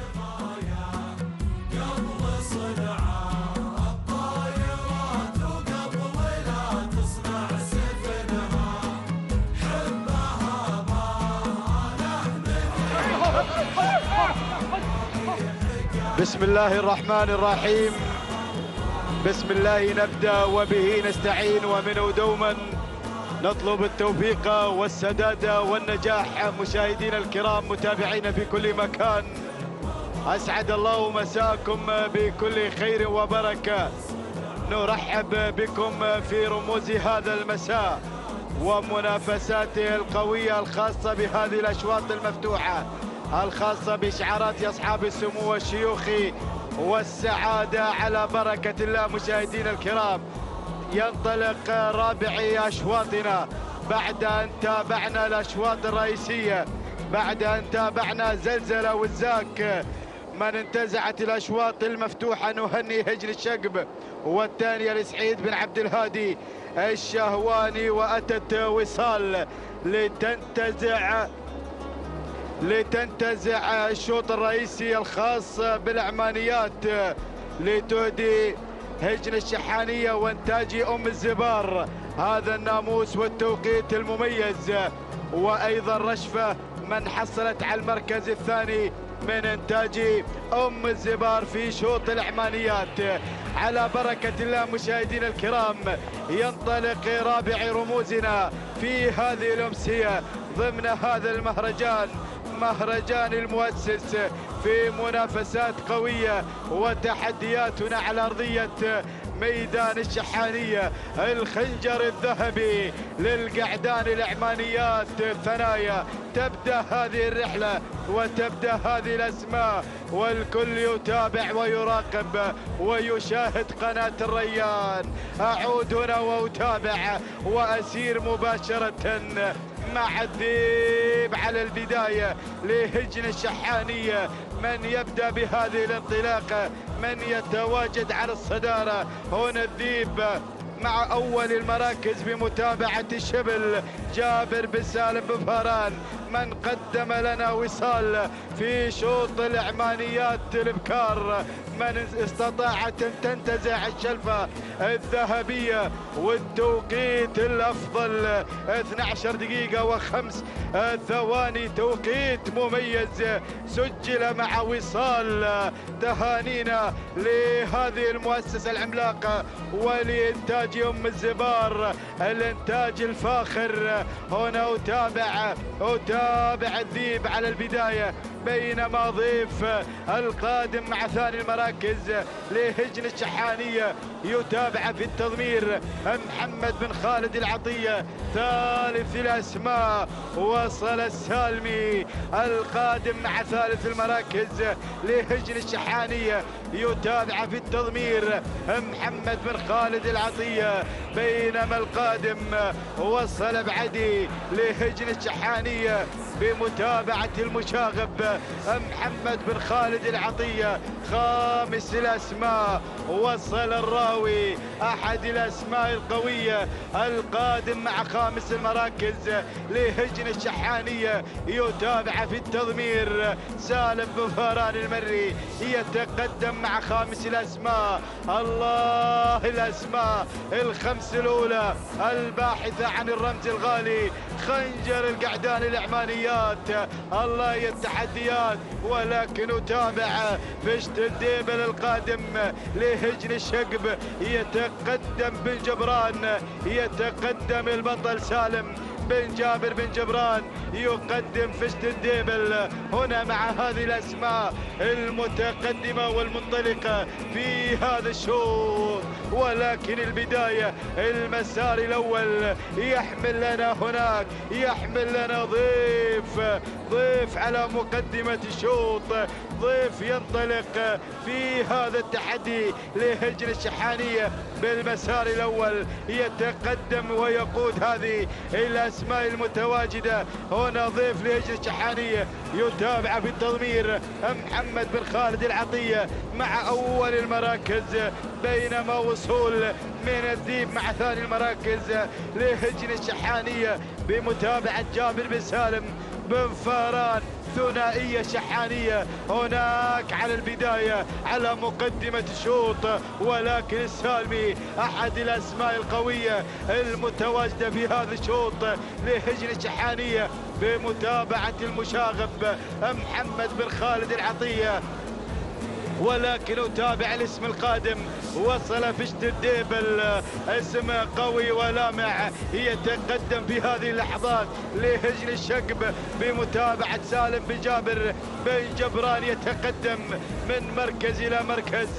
الله الراوي الراوي الراوي الراوي القادم مع خامس المراكز لهجن الشحانية بمتابعة الذهبي سالم بن فاران المري، يتقدم الراوي. بينما الأسماء القادمة الأسماء المتواجدة وصول من رمز يتقدم رمز في هذه اللحظات، ينطلق رمز لهجن الشحانية بمتابعة جابر بن سالم بن فاران، ينضم في هذه اللحظات القادم مع رابع الأسماء. الله الله الله، رمز هنا نحو الرمز الغالي، نحو الخنجر الذهبي، يتقدم مع انتصاف المسافة 4 كيلومترات. انقذت مشاهدينا الكرام، تبقى 4 كيلو وضيف الصدارة ضيف هناك مع البداية ينطلق ويقود الأسماء. ضيف على أول المراكز لهجن الشقب بمتابعة المشاغب محمد بن خالد العطية، يتقدم مع البداية. ولكن فشت الديبل القادم بهذا الشعار، القادم بشعار الأشواط الرئيسية لهجن الشقب، يتقدم فشت الديبل بمتابعة سالم بن جابر بن جبران، يتقدم مع ثاني المراكز. ولكن وصل رمز لهجن الشحانية القادم مع ثالث المراكز بمتابعة جابر بن سالم بن فاران والسالمي. لا سلامة من السالمي، لا سلامة من السالمي القادم مع رابع المراكز لهجن الشحانية، يتقدم السالمي بمتابعة محمد بن خالد العطية. وهناك الراوي يراقب الموقف، يتابع الأسماء، يتقدم مع خامس المراكز لهجن الشحانية بمتابعة الذهبي سالم بن فاران المري، يقدم الراوي هناك مع خامس الأسماء. مشاهدينا الكرام، خنجر القعدان العمانيات وين بيروح؟ أين سوف يتجه بين هذه الأسماء، بين هذه الشعارات؟ ولكن العودة هناك مع البداية والصدارة. الله، ضيف على مقدمة الشوط، ضيف هنا مع البداية لهجن الشحانية بقيادة محمد بن خالد العطية. فشت الديبل لهجن الشقب بمتابعة سالم بن جابر بن جبران، يقدم لنا فشت الديبل هنا مع ثاني المراكز. ووصول من رمز لهجن الشحانية، بدأ بالتحرك، بدأ بالاقتراب بمتابعة جابر بن سالم بن فاران، يتقدم. الله الله، الشبل جابر بن سالم بن فاران يقدم رمز مع ثالث المراكز ورابع الأسماء. وتابع وصل المرشح الأقوى، تقدم الراوي إلى رابع المراكز لهجن الشحانية. الذهبي قادم يقدم الراوي مع رابع المراكز في هذا التحدي. وهناك السالمي، الله يا الأسماء، هنا الراوي والسالمي لهجن الشحانية. ولكن السالمي بقيادة محمد بن خالد العطية القادم مع خامس المراكز. هذه الأسماء، هذه التحديات، هذه الانطلاقات في آخر رموز هذا المساء في منافسات الثنائي البداية ضمن هذه الأشواط المفتوحة، ولكن هجن الشقب حضرت في الأشواط الرئيسية المفتوحة وتتقدم في هذا الشوط. فشت الديبل هنا مع البداية والصدارة لهجن الشقب. الله البطل بن جبران يتابعه، يضمر فشت الديبل. من يتقدم بالبداية، من ينطلق مع الصدارة، يمكن يسويها بن جبران، ممكن يختبر رمز الغالي. الله فشت الديبل مع الصدارة، ولكن ضيف مع ثاني المراكز لهجن الشحانية. رمز قادم لهجن الشحانية يتقدم مع ثاني المراكز بمتابعة جابر بن سالم. بن فاران يتقدم في هذه اللحظات. ثالث الأسماء وصل ضيف لهجن الشحانية، يتابع في التضمير محمد بن خالد العطية. الراوي قادم الراوي مع رابع الأسماء لهجن الشحانية بقيادة الذهبي سالم بن فاران المري. وهناك السالمي اسبير خطيرة قادمة في هذه اللحظات. السالمي لهجن الشحانية بقيادة محمد بن خالد العطية، ولكن هجن الشقب هناك مع الصدارة مع البداية. خنجر العمانيات القعدان.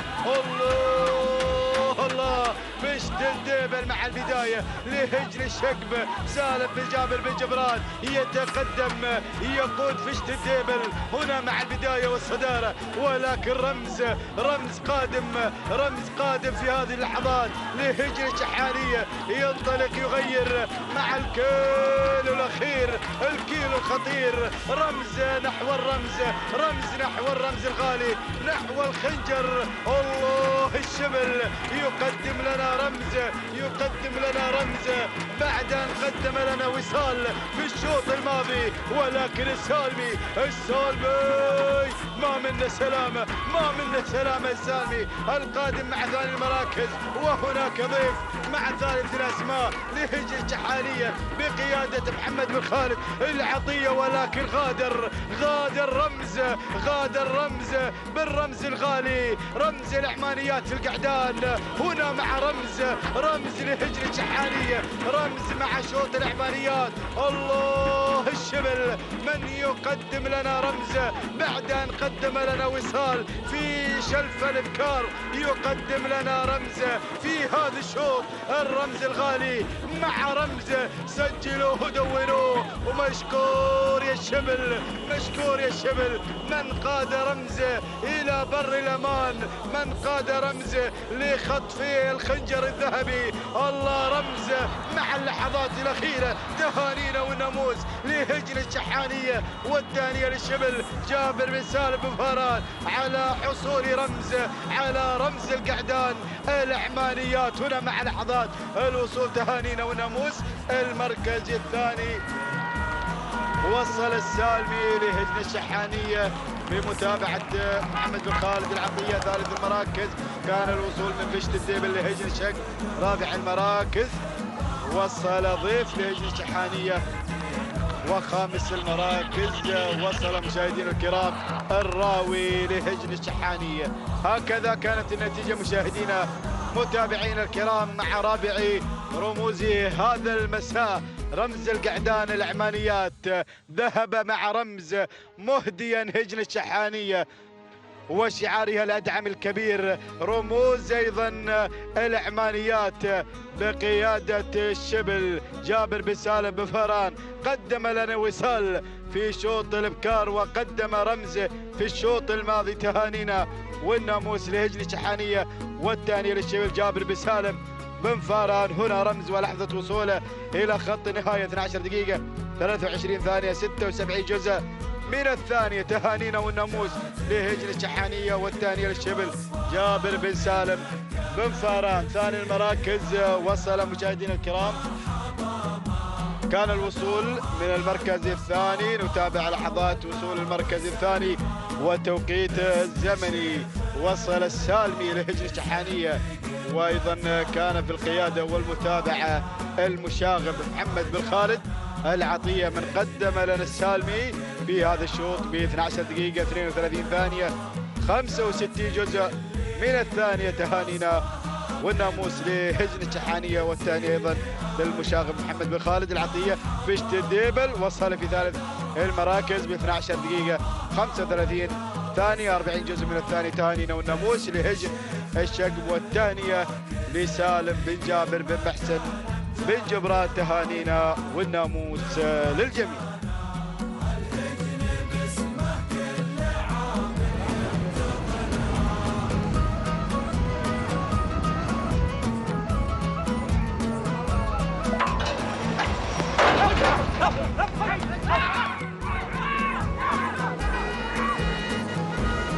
بسم الله الرحمن الرحيم. أيها الحفل الكريم، مشاهدينا مستمعينا الأفاضل، أحييكم بتحية الإسلام الخالدة. سلام الله عليكم ورحمته وبركاته. أرحب بكم أجمل ترحيب في هذا الانطلاق المميز، في هذه الأمسية التراثية المميزة ضمن فعاليات مهرجان المؤسس الشيخ جاسم بن محمد بن ثاني طيب الله ترى، بانطلاقة خامس أشواط هذا المساء. شوط الثنايا الابكار المفتوح ينطلق في هذا التحدي، ينطلق مع شعارات أصحاب السمو الشيوخ والسعادة المتواجدين من أجل التحدي، من أجل النواميس 8 كيلومترات. هي رحلتنا المتواصلة، والمرسيدس تنتظر عند خط النهاية. كما نهني هجن الشقب بفوز زلزلة، والزاك بالشلفة الذهبية والخنجر الذهبي بالأشواط المفتوحة. ونهني الهادي سعيد بن عبد الهادي الشهواني من قاد زلزلة والزاك، مهديا السلامات إلى عشاقي ومحبي شعار هجن الشقب عندما انتزع الشلفة والخنجر الذهبية. ونهني هجن الشحانية والشبل جابر بن سالم بن فاران المري من قدم لنا وصال وقدم لنا رمز بالأشواط العمانيات لفئة الثنايا، والتوقيت الأفضل والأجمل مع وصال التي انطلقت وجاءت من محمية أم الزبار حاملة هذه الإنجازات المميزة مع هذا التحدي الكبير. تهانينا والناموس لجميع الفائزين. نسير ونتابع مجريات هذا الشوط، نتابع هذا التحدي مع هذه الشعارات الكبيرة. نبدأ مع البداية. أول المراكز تتواجد سيادة في انطلاقة المركز الأول، من تتسيد على الصدارة مباشرة بشعار هجن الشحانية بمتابعة الذهبي سالم بن فاران المري الذي يتابع سيادة على المركز الأول. بينما المركز الثاني نتابع شفوق وهجن الشحانية والمشاغب محمد بن خالد العطية الذي يتابع شفوق على المركز الثاني. المركز الثالث القادمة هنا قمة تصل لهجن الشحانية، وهنا بمتابعة الذهبي سالم بن فاران المري الذي يقدم لنا قمة ورقة رابحة ثانية تشارك في هذا التحدي، يقدمها لنا الذهبي بشعار هجن الشحانية. المركز الرابع القادمة والمتواجدة حدث لسعادة الشيخ خليفة بن عبد العزيز بن خليفة بن سلطان ثاني، ومهنا بن محمد بن ضابط الدوسري يتابع انطلاقة حدث في هذه الأحداث المميزة على المركز الرابع. المركز الخامس تصل الداودية لهجن الشحانية وبمتابعة الشبل جابر بن سالم بن فرار المري الذي يصل متابعا للداودية في موقع التحدي والمنافسة. هذه النتيجة مشاهدينا الكرام مستمعينا الأفاضل للخمس المراكز الأولى، للخمس الأسماء المميزة التي تسيطر على دائرة النداء والإذاعة. بأول نداء مفتوح على مسامعكم بالوفاء والتمام تنطلق وتسير في هذا التحدي الكبير وبهذه الأجواء الجميلة التي نستمتع بهذه الأصايل الفريدة التي تنطلق على أرضية ميدان التحدي ميدان الشحانية. نتابع المنافسة ونتابع الأسماء المميزة التي تشارك بها هذه المؤسسات الكبيرة التي تشارك في هذا التحدي الباحثة عن الناموس وعن الانتصار. نتابع مجريات هذا الشوط، نتابع المنافسة المنافسة مع البداية. أول المراكز تسللت هنا شفوق حاملة الرقم 1 وتتواجد في المرتبة الأولى حاملة اللواء والشعار هجن الشحانية بمتابعة المشاغب محمد بن خالد العطية الذي يتابع ويراقب المنافسة مع شفوق التي تنطلق مع الصدارة مباشرة مع شعار هجن الشحانية والمشاغب الذي قدم لنا الكثير من الأسماء المميزة برفقة هذا الشعار شعار هجن الشحانية. ننتقل مباشرة على المركز الثاني. هنا تصل القمة بشعار هجن الشحانية والذهبي دائما في القمة يتواجد سالم بن فاران المري يقدم لنا قمة ويقدم لنا سيادة. على المركز الثاني حاملة اللواء والشعار هجن الشحانية ورقتين رابحتين يطلقها لنا الذهبي في هذه المنافسة المميزة سيادة وقمة. بينما المركز الرابع اسم جديد بدأ يتدخل في هذا التحدي وبمسار هذا الشوط. نبضة هنا بدأت تتسلل إلى المركز الثالث بشعار هجن الشحانية بمتابعة المشاغب محمد بن خالد العطية. وصل مع نبضة لكي تساند شفوق على المقدمة وبهذه المنافسة المميزة. نتابع المركز الرابع القادمة. هنا حدث لسعادة الشيخ خليفة بن عبد العزيز بن خليفة بن سلطان آذاني ومهنا بن محمد بن ضابط الدوسري يشارك في هذا التحدي باحث عن المرسيدس وعن الناموس في هذا المسار المميز. نتابع المركز الخامس أيضا اسم جديد يتدخل هنا في دائرة الصراع والنزاع من أجل الناموس ومن أجل انتصار منصب. هنا قادمة لهجن الشحانية بمتابعة المشاغب محمد بن خالد العطية الذي يتابع الذي يراقب والذي يتابع منصب وشفوق ونبضة في هذا التحدي. 4 كيلومترات هنا راحت ومتبقية نفسها. انتصفت المسافة في مساري وتحدياتي هذا الشوط. نتابع هذا العالم الساحر. نتابع هذه الأسماء المميزة التي تشارك في هذا التحدي الكبير والجميل في مسار هذا الشوط ضمن فعاليات مهرجان المؤسس بيومه 9. نتواصل مع هذه المنافسة الجميلة في هذا الموروث الشعبي الكبير في هذه الرياضة العريقة رياضة الآباء والأجداد رياضة سباقات اللجنة العربية الأصيلة. نتابع هذه اللقطات الجميلة مع هذه الأصايل التي تندفع وتشارك في هذا التحدي الكبير والمميز حاملة الشعار الأدعم. مع البداية تنطلق وتندفع هنا شفوق مع الصدارة مباشرة. نراها في هذا التحدي تتقدم وتنطلق مع الصدارة بشعار هجن الشحانية في هذا التحدي الكبير في هذا المسار المميز. نتابع المشاغب يتابع هذا التحدي محمد بن خالد العطية ومخرجنا أحمد الحمادي. تابع هذا التحدي تابع هذه المنافسة واللقطات الجميلة الذي تقدمها لنا في هذه الرياضة العريقة. نتابع المركز الثاني القادمة. هنا نبضة لهجن الشحانية. وصل المشاغب مع شعار هجن الشحانية بدأ بالمشاغبة في مسار واندفاعات المركز الأول والثاني. شفوق ونبضة في تحدي في انطلاق في انفراد مستمر نحو الإنجاز. تمهد الطريق نحو الانتصار المميز حاملة اللواء والشعار هجن الشحانية. شفوق على المركز الأول نبضة على المركز الثاني والمشاغب يتابع الثنتين في مقدمة هذا الشوط. ولكن تقدم الشبل مع الداودية قادم وحاضر كعادته دائما يقدم لنا هذه الأسماء المميزة. الداودية لهجن الشحانية بمتابعة الشبل جابر بن سالم بن فران المري يتابع الداودية على المركز الثالث. ولكن نتابع بقية المراكز التي تتواجد في هذا التحدي الكبير وبهذه المنافسة المميزة. المركز الرابع هنا تتقدم سيوف بأول نداء وصلت إلى موقع التحدي والمنافسة. وصلت إلى موقع المنافسة في مسار هذا الشوط بشعار هجن الشحانية بمتابعة الشبل الذي بدأ بالتكتيك في هذا المسار المميز جابر بن سالم بن فران المري. وخامسا نتابع القدوم مع غصون لهجن الشحانية والمشاغب محمد بن خالد العطية يتابع يراقب هذه المنافسة يراقب هذا التحدي الكبير في هذا المسار المميز باحث عن المرسيدس التي تنتظر عند خط النهاية، ولكن نتابع التحدي الكبير والمنافسة المميزة مع هذه الأصايل التي نستمتع بقدومها ونستمتع بمنافستها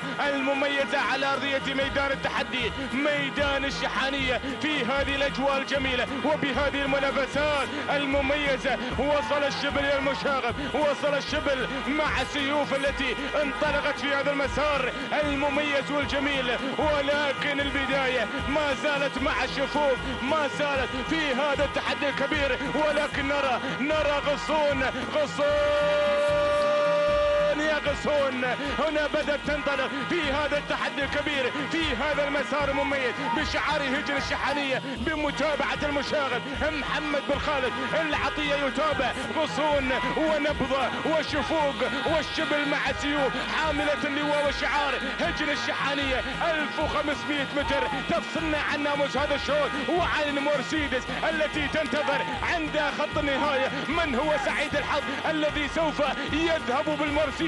ولكن شفوق مع البداية ما زالت غايدة لهجن الشحانية وبمتابعة المشاغب محمد بن خالد العطية، ولكن نتابع سيوف غادمة سيوف بكل قوة، غادمة مع الشبل جابر بن سالم بن فران المري. بدأت الحركة، بدأت الأوامر في معركة هذا الشوط التي بدأت من بدري في هذا التحدي الكبير والمميز. شفوق سيوف غصون نبضة أسماء جميلة تقدمها لنا هجن الشحانية. الكيلومتر الأخير والخطير شفوق، ولكن سيوف يا سيوف من تبحث عن الانتصار، من تبحث عن الإنجاز. الشبل هنا يتقدم، يتسلل، ينفرد في مقدمة هذا الشوط راكب براسه عفارية واجدة في هذا المسار المميز. حصل مع وصال على التوقيت الأفضل والأجمل، وحصل مع رمز على الخنجر الذهبي، والآن يقدم لنا سيوف حاملة اللواء والشعار هجن الشحانية والشبل جابر بن سالم بن فران المري. يتابع هذا التحدي إنتاج أم الزبار، محمية أم الزبار تقدم هذه النوعيات الفريدة والجميلة من نوعها في هذا التحدي الكبير وبهذه الأمسية التراثية المميزة التي تابعنا بها الأصايل الجميلة التي تشارك في هذا التحدي الكبير. الله الله الله الله، شكرا يا شبل على هذا الأداء المميز، شكرا يا شبل التي حافظتوا على سيوف وحافظتوا على هذه السلالات الجميلة التي تملكها محمية أم الزبار. رحبوا يا جماهير التراث، رحبوا وصفقوا على هذا الإنتاج المميز، على هذا الإنتاج الجميل ومحمية أم الزبار. والسلامات هنا لخير المحمية، محمية أم الزبار والقائمون عليها في هذا المسار المميز. قدمت سيوف المرسيدس، والمرسيدس معك سيوف. تهانينا والناموس لهجن الشحانية، وتهانينا للشبل جابر بن سالم بن فران المري الذي قدم لنا سيوف في هذا العطاء المميز. المركز الثاني غصون لهجن الشحانية بمتابعة المشاغب محمد بن خالد العطية. المركز الثالث وصلت شفوق لهجن الشحانية أيضا بمتابعة المشاغب. المركز الرابع وصلت نبضة بمتابعة المشاغب محمد بن خالد العطية. هكذا المنافسة، بينما المركز الخامس وصلت في المرتبة الخامسة منصب لهجن الشحانية بمتابعة المشاغب محمد بن خالد العطية. هكذا مشاهدينا الكرام تابعنا المنافسة والتحدي في معركة هذا الشوط المميز، وشوط المرسيدس يذهب مع سيوف. التوقيت الزمني ساعة وصول سيوف إلى خط النهاية معلنة الفوز والناموس 12 دقيقة 23 ثانية 82 جزء من الثانية. تهاني والناموس لهجن الشحانية، وتهاني للشبل جابر بن سالم بن فران المري، وتهانينا لمحمية أم الزبار على هذا الإنتاج المميز. المركز الثاني جاءت في المركز الثاني غصون بتوقيت زمني وقدره من مسافة 8 كيلومترات حاملة اللواء والشعار هجن الشحانية. تهاني وناموس، وأيضا تهاني للمشاغب محمد بن خالد العطية الذي قاد غصون. حصلت على المركز الثاني 12 دقيقة 33 ثانية 72 جزء من الثانية. تهاني والناموس. المركز الثالث شفوق 12 دقيقة 34 ثانية 8 أجزاء من الثانية. تهاني وناموس لهجن الشحانية، وتهاني للمشاغب محمد بن خالد العطية. تهاني وناموس لجميع الفائز. بسم الله الرحمن الرحيم. بسم الله نبدأ وعليه نتوكل ومنه دائما وأبدا نطلب السداد والتوفيق يا رب العالمين. انطلق حفلنا الكريم الشوط السادس بتعداد أشواط هذه الفترة المسائية مع منافسات سن الثنايا ومع تحديات فئة القعدان. مسافتنا هي 8 كيلومترات. فمرحبا بجميع المتابعين، مرحبا بجميع الحضور والعشاق والمشاهدين لهذه الرياضة مع تحديات هذا المهرجان الكبير، مهرجان المؤسس الشيخ جاسم بن محمد بن ثاني طيب الله ثراه. لنبدأ مع مسيرة هذا الشوط والجائزة هي نيسان بترول ستيشن. هنيئا للفائزين المتوجين مع تحديات هذه الليلة المليئة بالإنجازات والانطلاقات المميزة. لنبدأ مع انطلاقة هذا الشوط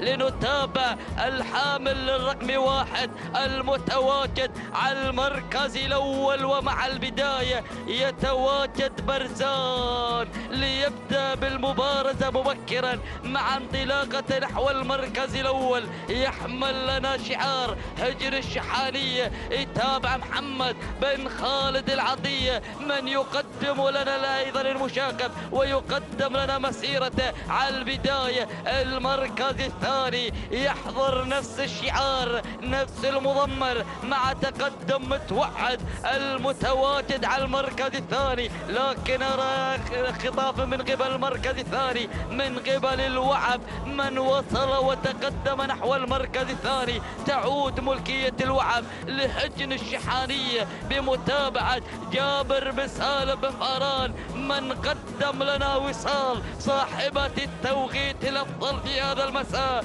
خاطفة الشلفة. وقدم لنا رمز من خطف أيضا الرمز والخنجر في هذا المساء. وقدم لنا سيوف من فازت في شوطنا الماضي ليقدم لنا انطلاقة وتقدم الوعب مع المركز الثاني.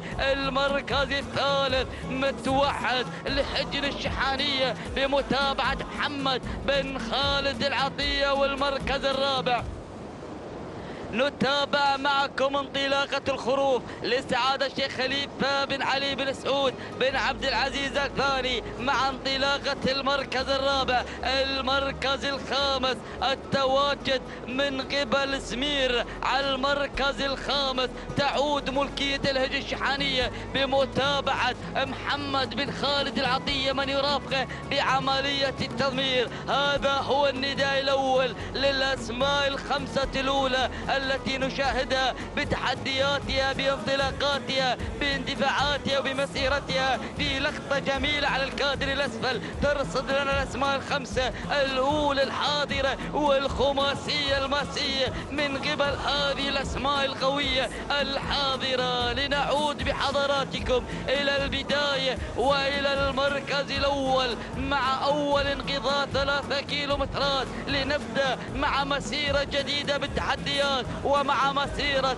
5 كيلو المتبقية عن الناموس وعن المركز الأول. لنرى أولى المراكز، لنرى المقدمة والصدارة والتواجد من قبل برزان المسيطر والحاضر والمتربع بشعاره على أرضية هذا الميدان. يقود سكان المقدمة، يسيطر تمام السيطرة. تعود ملكية الهجن الشحانية بمتابعة محمد بن خالد العطية. المركز الثاني التقدم من قبل متوعد على المركز الثاني لحجن الشحانية المالكة. التضمير مع المشاكب من يرافق بعملية التضمير. المركز الثالث التواجد من الخروف على المركز الثالث من بدأ يصنع الخوف للأسماء الحاضرة بتقدم وتواجده على المرتبة الثالثة مع تحديات هذا الشعار لسعادة الشيخ خليفة بن علي بن سعود بن عبد العزيز الثاني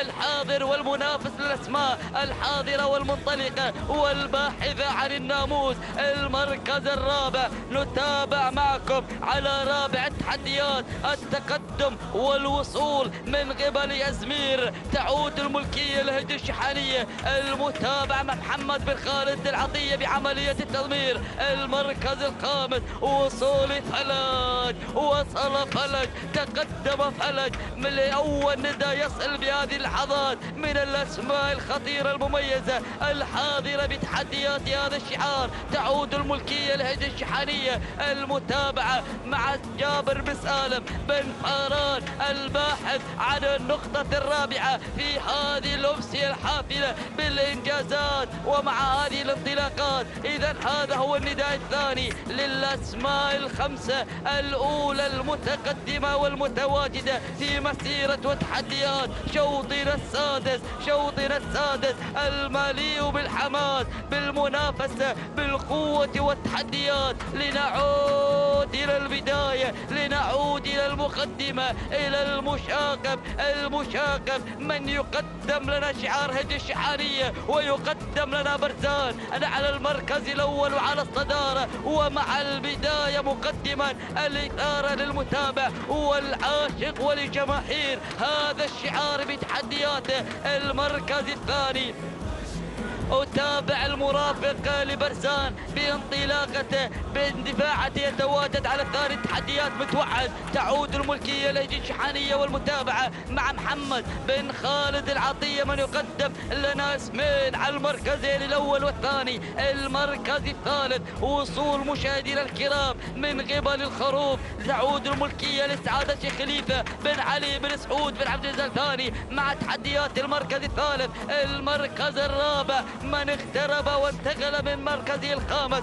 نحو المركز الرابع ليتابع مسيرته بالمنافسة بالتحديات. يصل فلج، يصل فلج ليحضر شعار هج الشحانية مع الشبل جابر بن سالم بن فاران من بدأ يطلق عنان فلج نحو المركز الثالث ليشكل ثلاثي خطير بتحدياته. ليبدأ الحوار ما بين الشبل وما بين المشاقب، والمشاقب والشبل في أيضا ملتقى أخوي ما بين فطاحلة المضمرين من يقدمون لنا الشعار الأدعم وشعار حجر الشحانية المالك لهذه النوعيات المميزة، لهذه النوعيات النادرة. فلج على المركز الثالث، برزان على المركز الأول، وعلى المركز الثاني متوعد برزان فلج. الله، الثلاثي الجميل، الثلاثي المميز. لكن برزان على المركز الأول يحمل الرقم 1،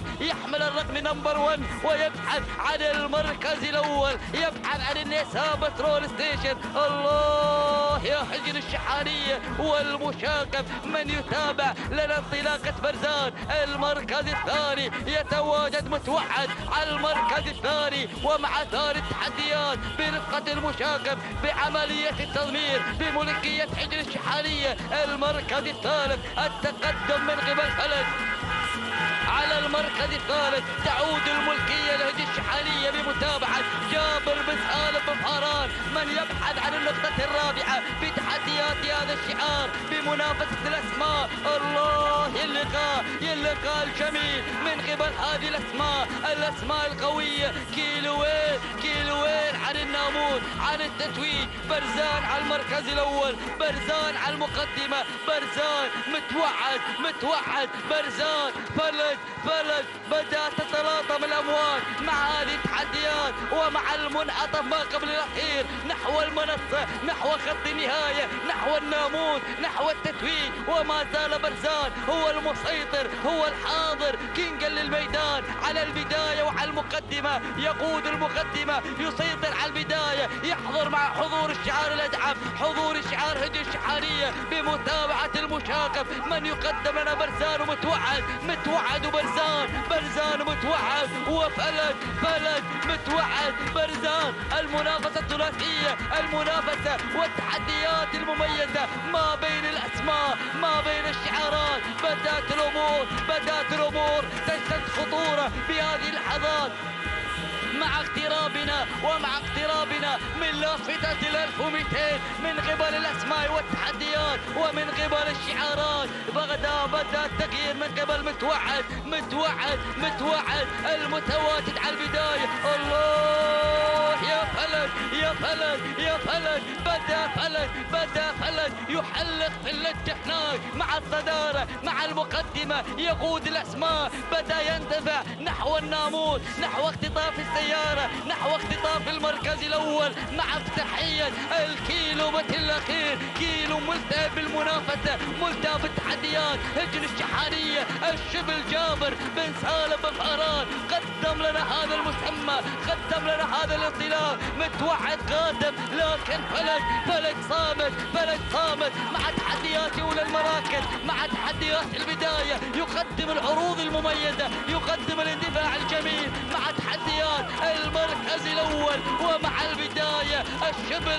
الشبل مع الحزام الأخضر يقدم لنا النقطة الرابعة مع مسيرة فلج على البداية والصدارة، بعدما قدم لنا وصال وقدم لنا رمز وقدم لنا سيوف ليبدأ تعديل الكيف يا راعي سيوف مع فلج واندفاعة نحو خط النهاية، نحو الناموس، نحو التتويج، خاطفا النيسان ليسيطر على أرضية هذا الميدان. خاطف المركز الأول فلج يا فلج على المركز الأول. الثاني والتبريكات لحجن الشحانية، والثانية لجابر بن سالم بن فهران. من قدم لنا فلج خاطف الناموس، خاطف السيارة، الثاني والتبريكات. هذه هي لحظة وصول فلج، معلن الفوز متوجا بمسيرة هذا الشوط ومحققا المركز الأول بمسيرة الثاني والتبريكات. هذا هو فلج، هذا هو المعانق للناموس والخاطف لسيارة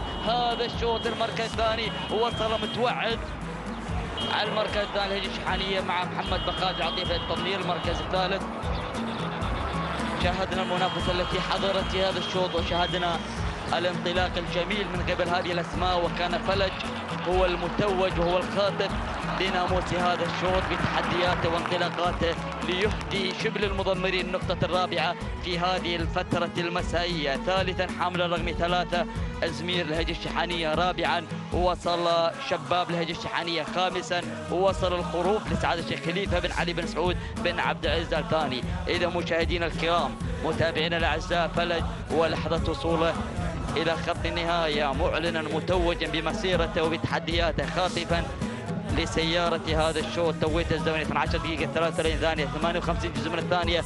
التهان تبريكات لهجن الشحاني والتهان لجابر بن سالم بن فهران.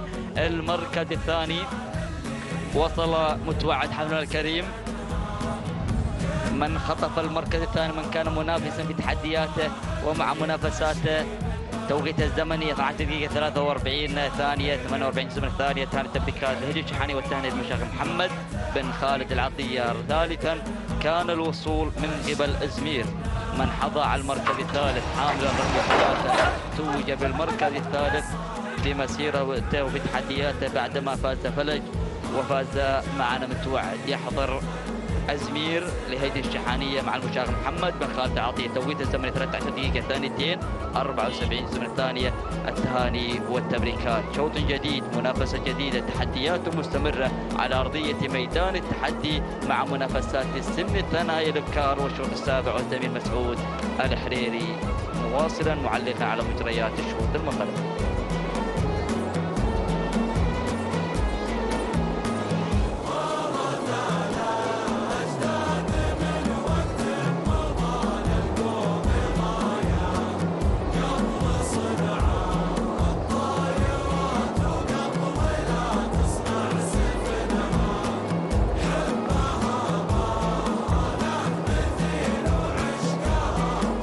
السلام عليكم ورحمة الله وبركاته. نتابع وإياكم في هذه اللحظات انطلاقة الشوط السابع والمخصص لأيضا الابكار الثنائية، والمسافة هي 8 كيلومترات. نتابع وإياكم في هذه اللحظات انطلاقة شوطنا السابع.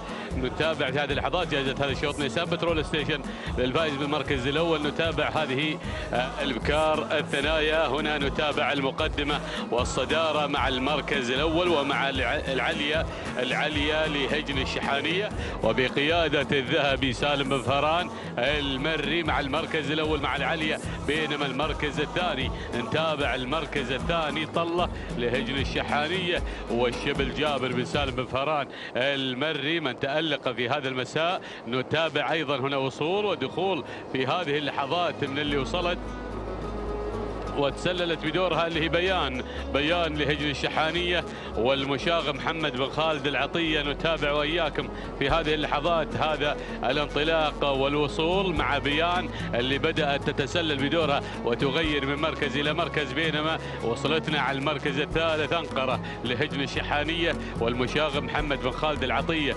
واصل مع أنقرة اللي أيضا تقدمت بدورها. أيضا هناك وصول آخر من غيم قادمة مع هذه أيضا إطلالة الجو مغيم والأجواء جميلة يا غيم والناموس غالي في هذا المهرجان.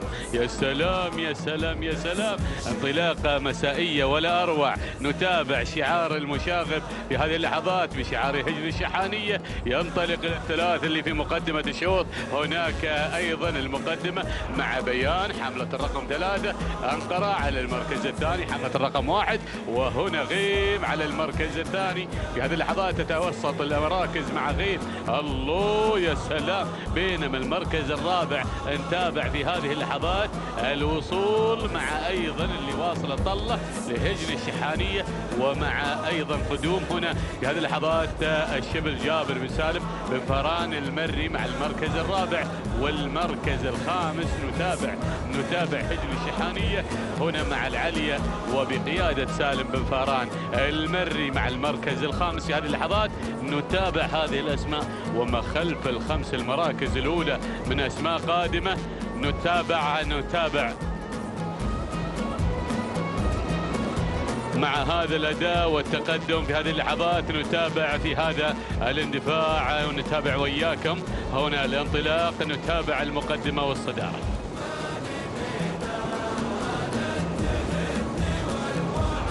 نتابع هنا المقدمة والصدارة في هذه اللحظات المراكز المتقدمة. نتابع هناك المقدمة مع غيم لهجن الشحانية مندفعة ومنطلقة غيم في هذا الأداء والتميز هنا في هذه اللحظات.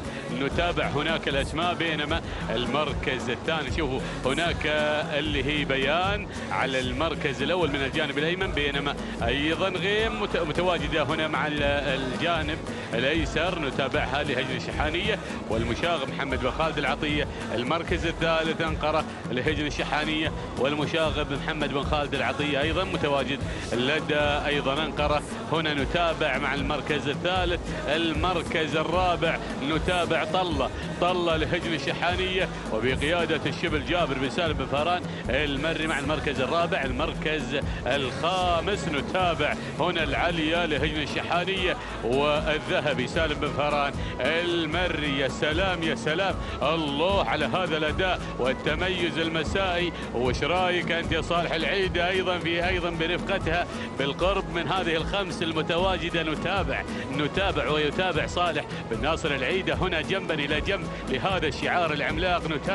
نتابع الخمس المراكز الأولى المنطلقة المتقدمة. يا سلام يا سلام، هنا أيضا مع المركز الأول والثاني والثالث أيضا بشعار هجن الشحانية ونفس المضمر المشاغب محمد بن خالد العطية هنا في هذه اللحظات مع المقدمة. هنا نتابع أيضا بيان لهجن الشحانية والمشاغب محمد بن خالد العطية. المركز الثاني نتابع أنقرة بشعار هجن الشحانية والمشاغب محمد بن خالد العطية. المركز الثالث غيم لهجن الشحانية والمشاغب محمد بن خالد العطية. ولكن شوف اللي وصلت طلة لهجن الشحانية والشبل جابر بن سالم بن فهران من تألق في هذا المساء.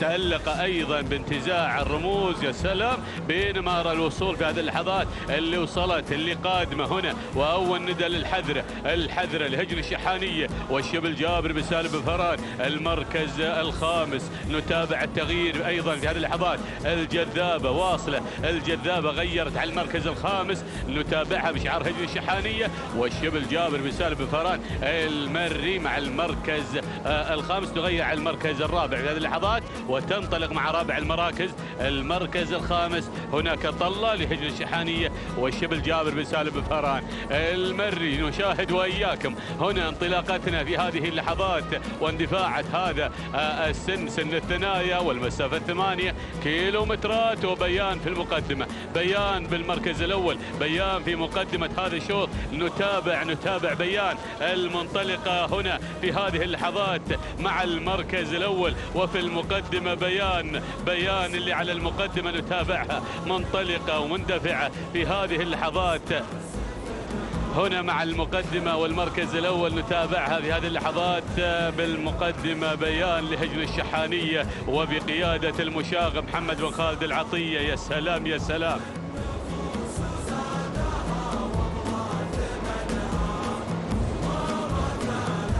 نتابع في هذه اللحظات هنا المقدمة والصدارة. يا سلام يا سلام، الله يا سلام. وصلتنا معلومة عن أنقرة اللي من الجانب الأيمن في رصيدها 3 رموز. يا سلام يا سلام يا أنقرة المتواجدة. نتابعها مشكور يا سالم بالأسود. يا سلام. هنا نتابع في هذه اللحظات الانطلاق والاندفاع إلى المقدمة. نتابع أنقرة صاحبة العوايد. يا سلام. مع بوابة ال3 كيلومترات، بوابة ال3 كيلومترات مع هجن الشحانية والمشاغب محمد بن خالد العطية يرافق أنقرة في هذا الشوط، يندفع مع أنقرة. هنا نتابع بينما المركز الثاني بيان هجن الشحانية والمشاغب محمد بن خالد العطية. المركز الثالث الحذرة الهجن الشحانية والشبل جابر بن سالم بن فهران. المركز الرابع والوصول في هذه اللحظات نتابع الجذابة هجن الشحانية والشبل جابر بن سالم بن فهران المري. المركز الخامس نتابع في هذه اللحظات الوصول من أيضا الملاحة أيضا قادمة في هذه اللحظات مع هجن الشحانية. وأول ندى للملاحة هنا وبقيادة الذهبي سالم بن فهران المري أيضا من يقود الملاحة في هذه اللحظات واندفاعته. يا سلام يا سلام، الله يا سلام يا التحدي. بدأنا الآن بتميز، بانطلاق، باندفاع، بمراكز متقدمة، باندفاع أسماء، بظهور أسماء. يا سلام. وصلت الملاحة على 5 المراكز نتابعها ونتابع اندفاعاتها. أيضا هناك أسماء قادمة ولكن الله يا أنقرة في المقدمة بشعار هجن الشحانية والمشاغب محمد بن خالد العطية يرافق أنقرة جنبا إلى جنب. نتابع في هذه اللحظات هنا بانطلاقتها مع إقبالنا على الكيلوين المترين الأخيرين. يا سلام يا سلام يا سلام يا سلام. التحدي والمنافسة والإثارة بيان على المركز الثاني. بيان نتابعها لهجن الشحانية والمشاغب محمد بن خالد العطية. المركز الثالث هنا الحذر لهجن الشحانية والشبل جابر بن سالم بن فهران المري. المركز الرابع نتابع هنا القدوم من الجذابة هجن الشحانية الشبل جابر بن سالم بن فهران. وأيضا هنا القدوم مع المركز الخامس. شوفوا الملاحة قادمة في هذه اللحظات نتابعها. هنا أيضا قدوم من هجن الشحانية ومع الذهبي سالم بن فهران المري. يا سلام مع هذا الشوط واندفاعة هذا الشوط بهذه اللحظات. نعود إلى المقدمة، نعود إلى راعية العوايد، يا سلام يا أنقرة، يا سلام يا أنقرة. ماضي جميل، ماضيها جميل. يا سلام يا سلام باندفاعاتها وانطلاقتها وما شاء الله تبارك الله. أيضا مع انطلاقتها مع 1500 متر الأخيرة. يا سلام يا سلام بشعار هجن الشحانية نتابعها وبقيادة المشاغب. يا المشاغب السبوق تريح أعصابك يا المشاغب. يا سلام باندفاعاتها بانطلاقتها ما شاء الله تبارك الله بهذا الشعار الغني عن التعريف، الشعار الذي يحصد السيوف في أنحاء الخليج. يا سلام يا هذا الشعار، شعار هجن الشحانية، شعار المؤسسة العملاقة مع راعية العوايد في رصيدها 3 رموز يا جماعة. ما شاء الله تبارك الله، ما شاء الله على هذا الأداء مع أنقرة اللي في مقدمة الشوط المنطلقة. شوفوا المسافة أيضا. يا سلام يا سلام يا سلام، الله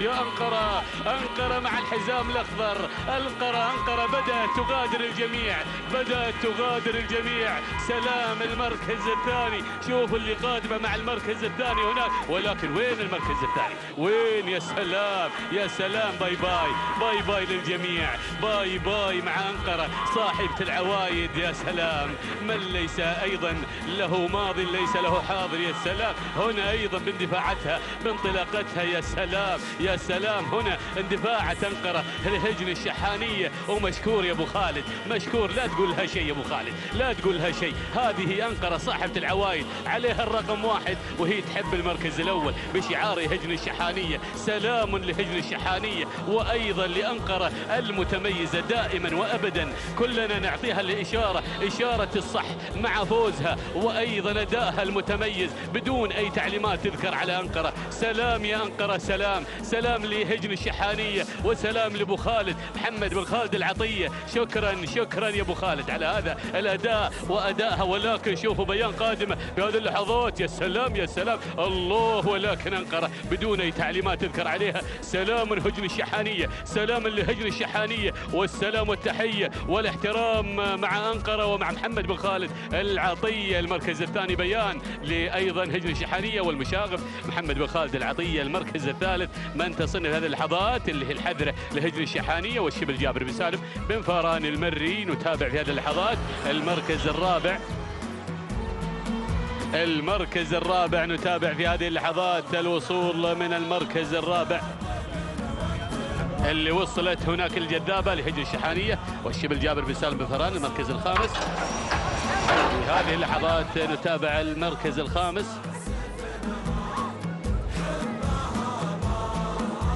نتابع وإياكم ساعة وصول المركز الخامس اللي هي الشحانية لسعادة الشيخ خليفة بن عبد العزيز بن جاسم الأحمد الثاني وأيضا بن عبيد بن علي بن عبيد بن حمد السناري. يا سلام مع هذا الأداء. شوفوا أنقرة اللي وصلت صاحبة العوايد توقيتها 12 دقيقة 26 ثانية 13 جزء من الثانية. سلام وتحية واحترام لهذه البطلة التي توجت أيضا في هذا المساء بفوزها بدون أي تعليمات تذكر عليها. شكرا يا سالم بن الأسود على المعلومات اللي وصلتني عن أنقرة صاحبة الرموز الثلاثة.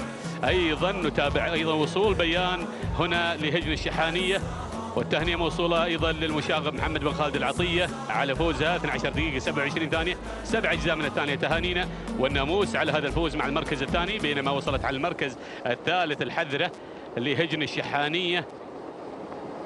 هنا نتابعها أيضا الحذرة اللي وصلت على المركز الثالث بانطلاقتها واندفاعاتها في هذا المساء.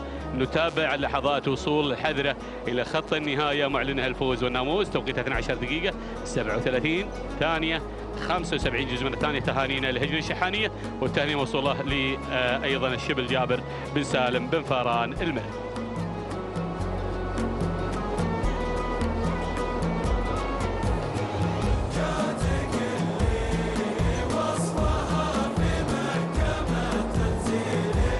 بسم الله الرحمن الرحيم. مشاهدينا ومتابعينا الكرام، أسعد الله مساءكم بكل خير وبركة من هنا من ميدان التحدي ضمن فعاليات مهرجان المؤسس الشيخ جاسم بن محمد بن ثاني طيب الله ثراه. ينطلق مشاهدي الأعزاء ثامن الأشواط وهو شوط الختام وختامها مسك بإذن الله تعالى. أمنياتنا لجميع المشاركين بالتوفيق والنجاح مع تحديات سن الثنايا لشعارات أصحاب السمو الشيوخ والسعادة. ينطلق مشاهدي الأعزاء الشوط الثامن وهو شوط مخصص للقعدان، وجائزة هذا الشوط سيارة تنتظر الفائز بالمركز الأول نيسان بترول ستيشن. نتابع أول المراكز ونذيع على مسامعكم المراكز الخمسة الأولى. نتابع المقدمة مهاجر لسعادة الشيخ خليفة بن علي بن سعود بن عبد العزيز آل ثاني على أول المراكز وأول الانطلاق. هذا هو مهاجر يحتل المركز الأول. بينما المركز الثاني نتابع القادم والمنطلق شعار هجن الشحانية بتواجد المشاغب محمد بن خالد بن عبد الله العطية مع ثاني المراكز. ينطلق في هذا التحدي من خلال تواجد شباب على مستوى المركز الثالث، أو هنا مشاهدي الأعزاء دكاك اللي على المركز المركز الثاني، بينما ننتقل مباشرة لنتابع القادم والمنطلق في ثالث المراكز النحاوي لهجن الشحانية بمتابعة الذهبي سالم بن فران المري يتواجد مع النحاوي على مستوى المركز الثالث. ناخذ المركز الرابع، رابع التحديات في هذا الانطلاق وفي هذا التواجد.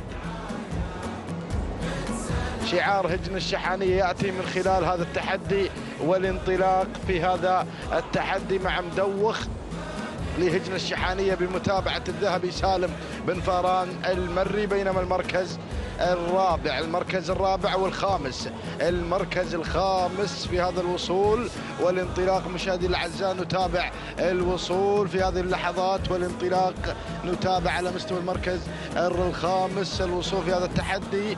ميهاب لهجن الشحانية مع الذهبي سالم بن فران المري. هذه النتيجة مشاهدي الأعزاء للمراكز الخمسة الأولى في هذا الانطلاق، ونتابع التحديات والمسيرة تسير في هذا الشوط من مصلحة شعار هجن الشحانية اللي تسيطر على أول المراكز من خلال تواجد دكاك بمتابعة المشاغب محمد بن خالد بن عبد الله العطية، بينما المركز الثاني مهاجر لسعادة الشيخ خليفة بن علي بن سعود بن عبد العزيز آل ثاني.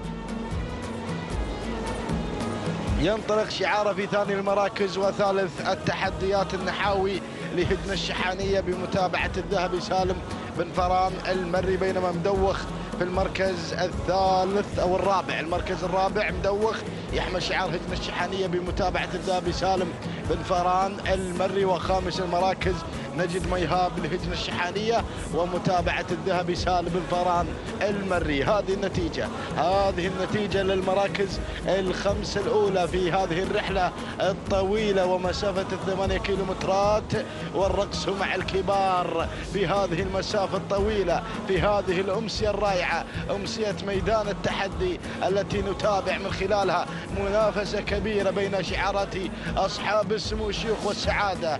نتابع دكاك على البداية، دكاك يحتل المركز الأول ويسيطر على مجريات هذا الشوط، يحمل شعار هجن الشحانية بمتابعة المشاغب محمد بن خالد بن عبد الله العطية، بينما المركز الثاني يصل النحاوي ويغير مباشرة إلى أول المراكز، يحمل شعار هجن الشحانية ومتابعة الذهبي سالم بن فران المري. وثالث المراكز مدوخ لهجن الشحانية بمتابعة الذهبي سالم بن فران المري، بينما المركز الرابع نجد ميهاب لهجن الشحانية بمتابعة الذهبي سالم بن فران المري. وخامس التحديات وخامس المنطلقين يصل مهاجر يحمل شعار سعادة الشيخ خليفة بن علي بن سعود بن عبد العزيز آل ثاني على خامس المراكز. هذه النداء مشاهدي الأعزاء للمراكز الخمسة الأولى، ونترقب دخول جديد على المراكز المتقدمة. نعود مباشرة إلى الصدارة وننوه للسادة المتابعين والفائزين في أشواط الرموز بأن التتويج سوف يكون بعد نهاية هذا الشوط بمشيئة الله. أشواط الرموز، أشواط الذهب التي تابعنا من خلالها منافسة كبيرة في هذا المساء الجميل. ننوه للسادة الفائزين في أشواط الرموز بأن التسليم بعد نهاية هذا الشوط. نعود إلى الشوط ومجرياته ونتابع الأمور مع دكاك والنحاوي في موقع واحد، كما نتابع في الكادر الأعلى عبر قناة الريان الفضائية. نتابع دكاك يسيطر في المركز الأول، وبجانبها أيضا مشاهدي الأعزاء النحاوي مع هجن الشحانية المركز الأول مع المضمر محمد بن خالد بن عبد الله العطية، بينما المركز الثاني مع المضمر الذهبي سالم بن فران المري. مدوخ في المركز الثالث القادم بكل قوة والمنطلق في ثالث المراكز لهجن الشحانية بتواجد الذهبي سالم بن فران المري، بينما المركز الرابع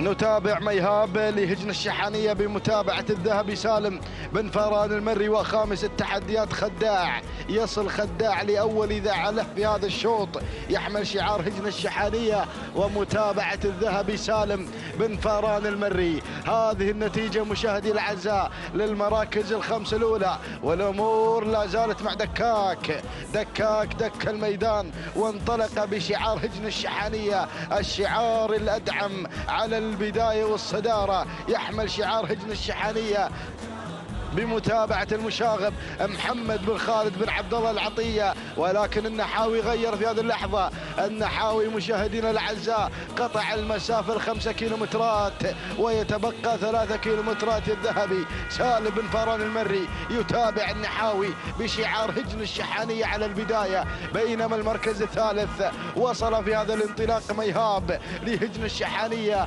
والذهبي سالم بن فاران المري، بينما المركز الرابع يعبر العابر ويصل في هذه اللحظات بشعار هجن الشحانية بمتابعة المشاغب محمد بن خالد بن عبد الله العطية. وخامس المنطلقين مدوخ لهجن الشحانية ومتابعة الذهبي سالم بن فاران المري. هذه النتيجة مشاهدي الأعزاء للمراكز الخمسة الأولى، الفايف ستار، أشواط القعدان الثنايا، شعارات أصحاب السمو الشيوخ والسعادة في هذا التحدي المسائي مع مساء الشحانية. نتابع النحاوي على البداية، النحاوي يسيطر على مجريات هذا الشوط، يحمل شعار هجن الشحانية، الشعار الأدعم الكبير بمتابعة الذهبي سالم بن فاران المري. يقترب مشاهدي الأعزاء وبدينا نقترب من المنعطف الأخير والاتجاه المستقيم إلى خط نهاية.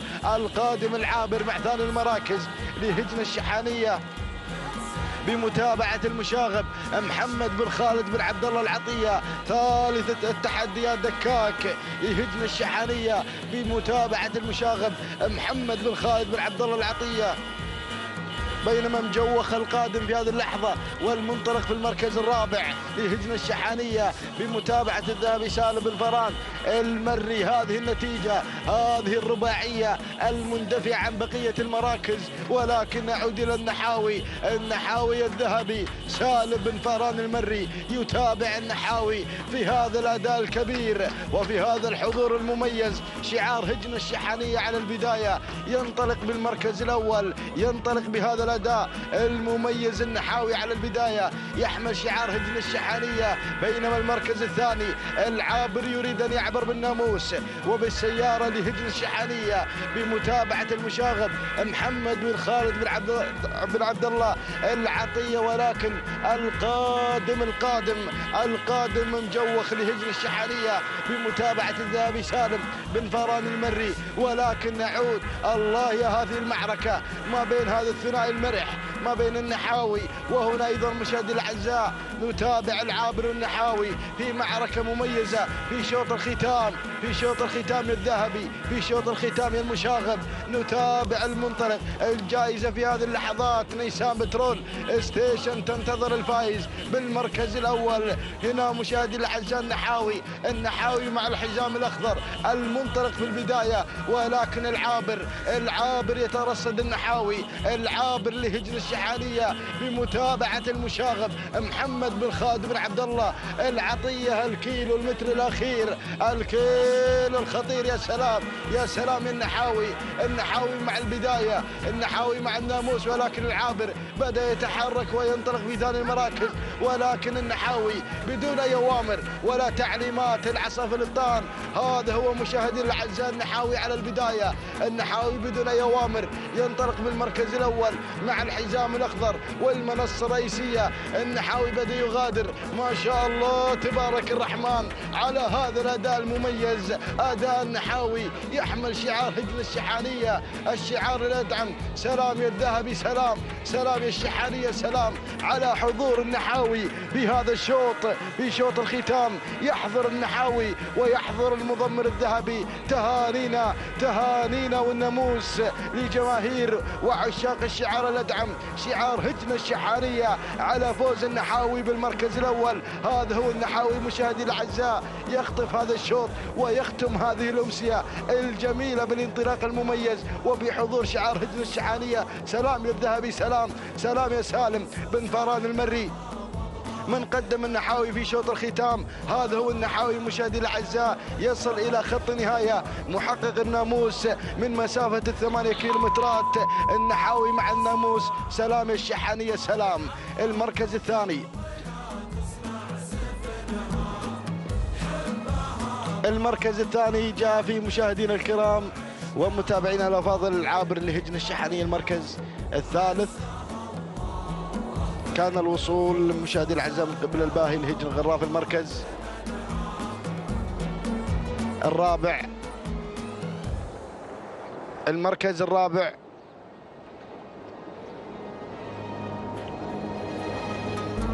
إذا مشاهدينا الكرام تابعنا شوط مثير مع النحاوي. تهانينا والناموس لهجن الشحانية على هذا الفوز والتميز في مساء هذا اليوم. وفي شوط الختام 12 دقيقة 43 ثانية 46 جزء من الثانية تهانينا والناموس للذهبي سالم بن فران المري من رافق النحاوي في عملية التضمير.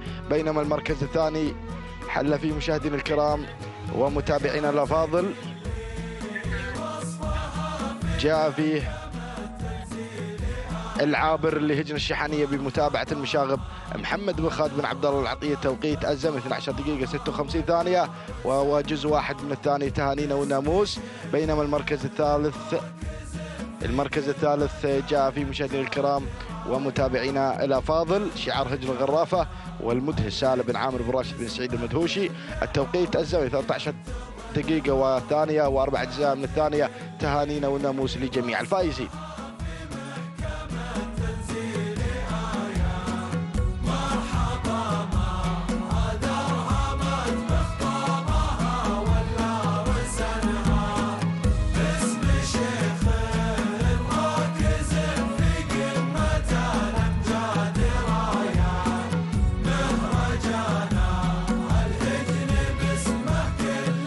مشاهدينا مستمعينا الأفاضل جدد لكم التحية كما تابعتم معنا المنافسة والتحدي بهذه الأمسية التراثية الجميلة التي تابعتوها في هذا الانطلاق المميز ضمن فعاليات تاسع أيام هذا المهرجان والكرنفال المميز. مهرجان الشيخ جاسم بن محمد آل ثاني طيب الله ثراه باندفاعة أشواط الأصايل وأشواط هذا التراث المميز. وعلى ما قطر يترفرف هنا عاليا في هذا التحدي وعلى أرضية ميدان التحدي ميدان الشحانية.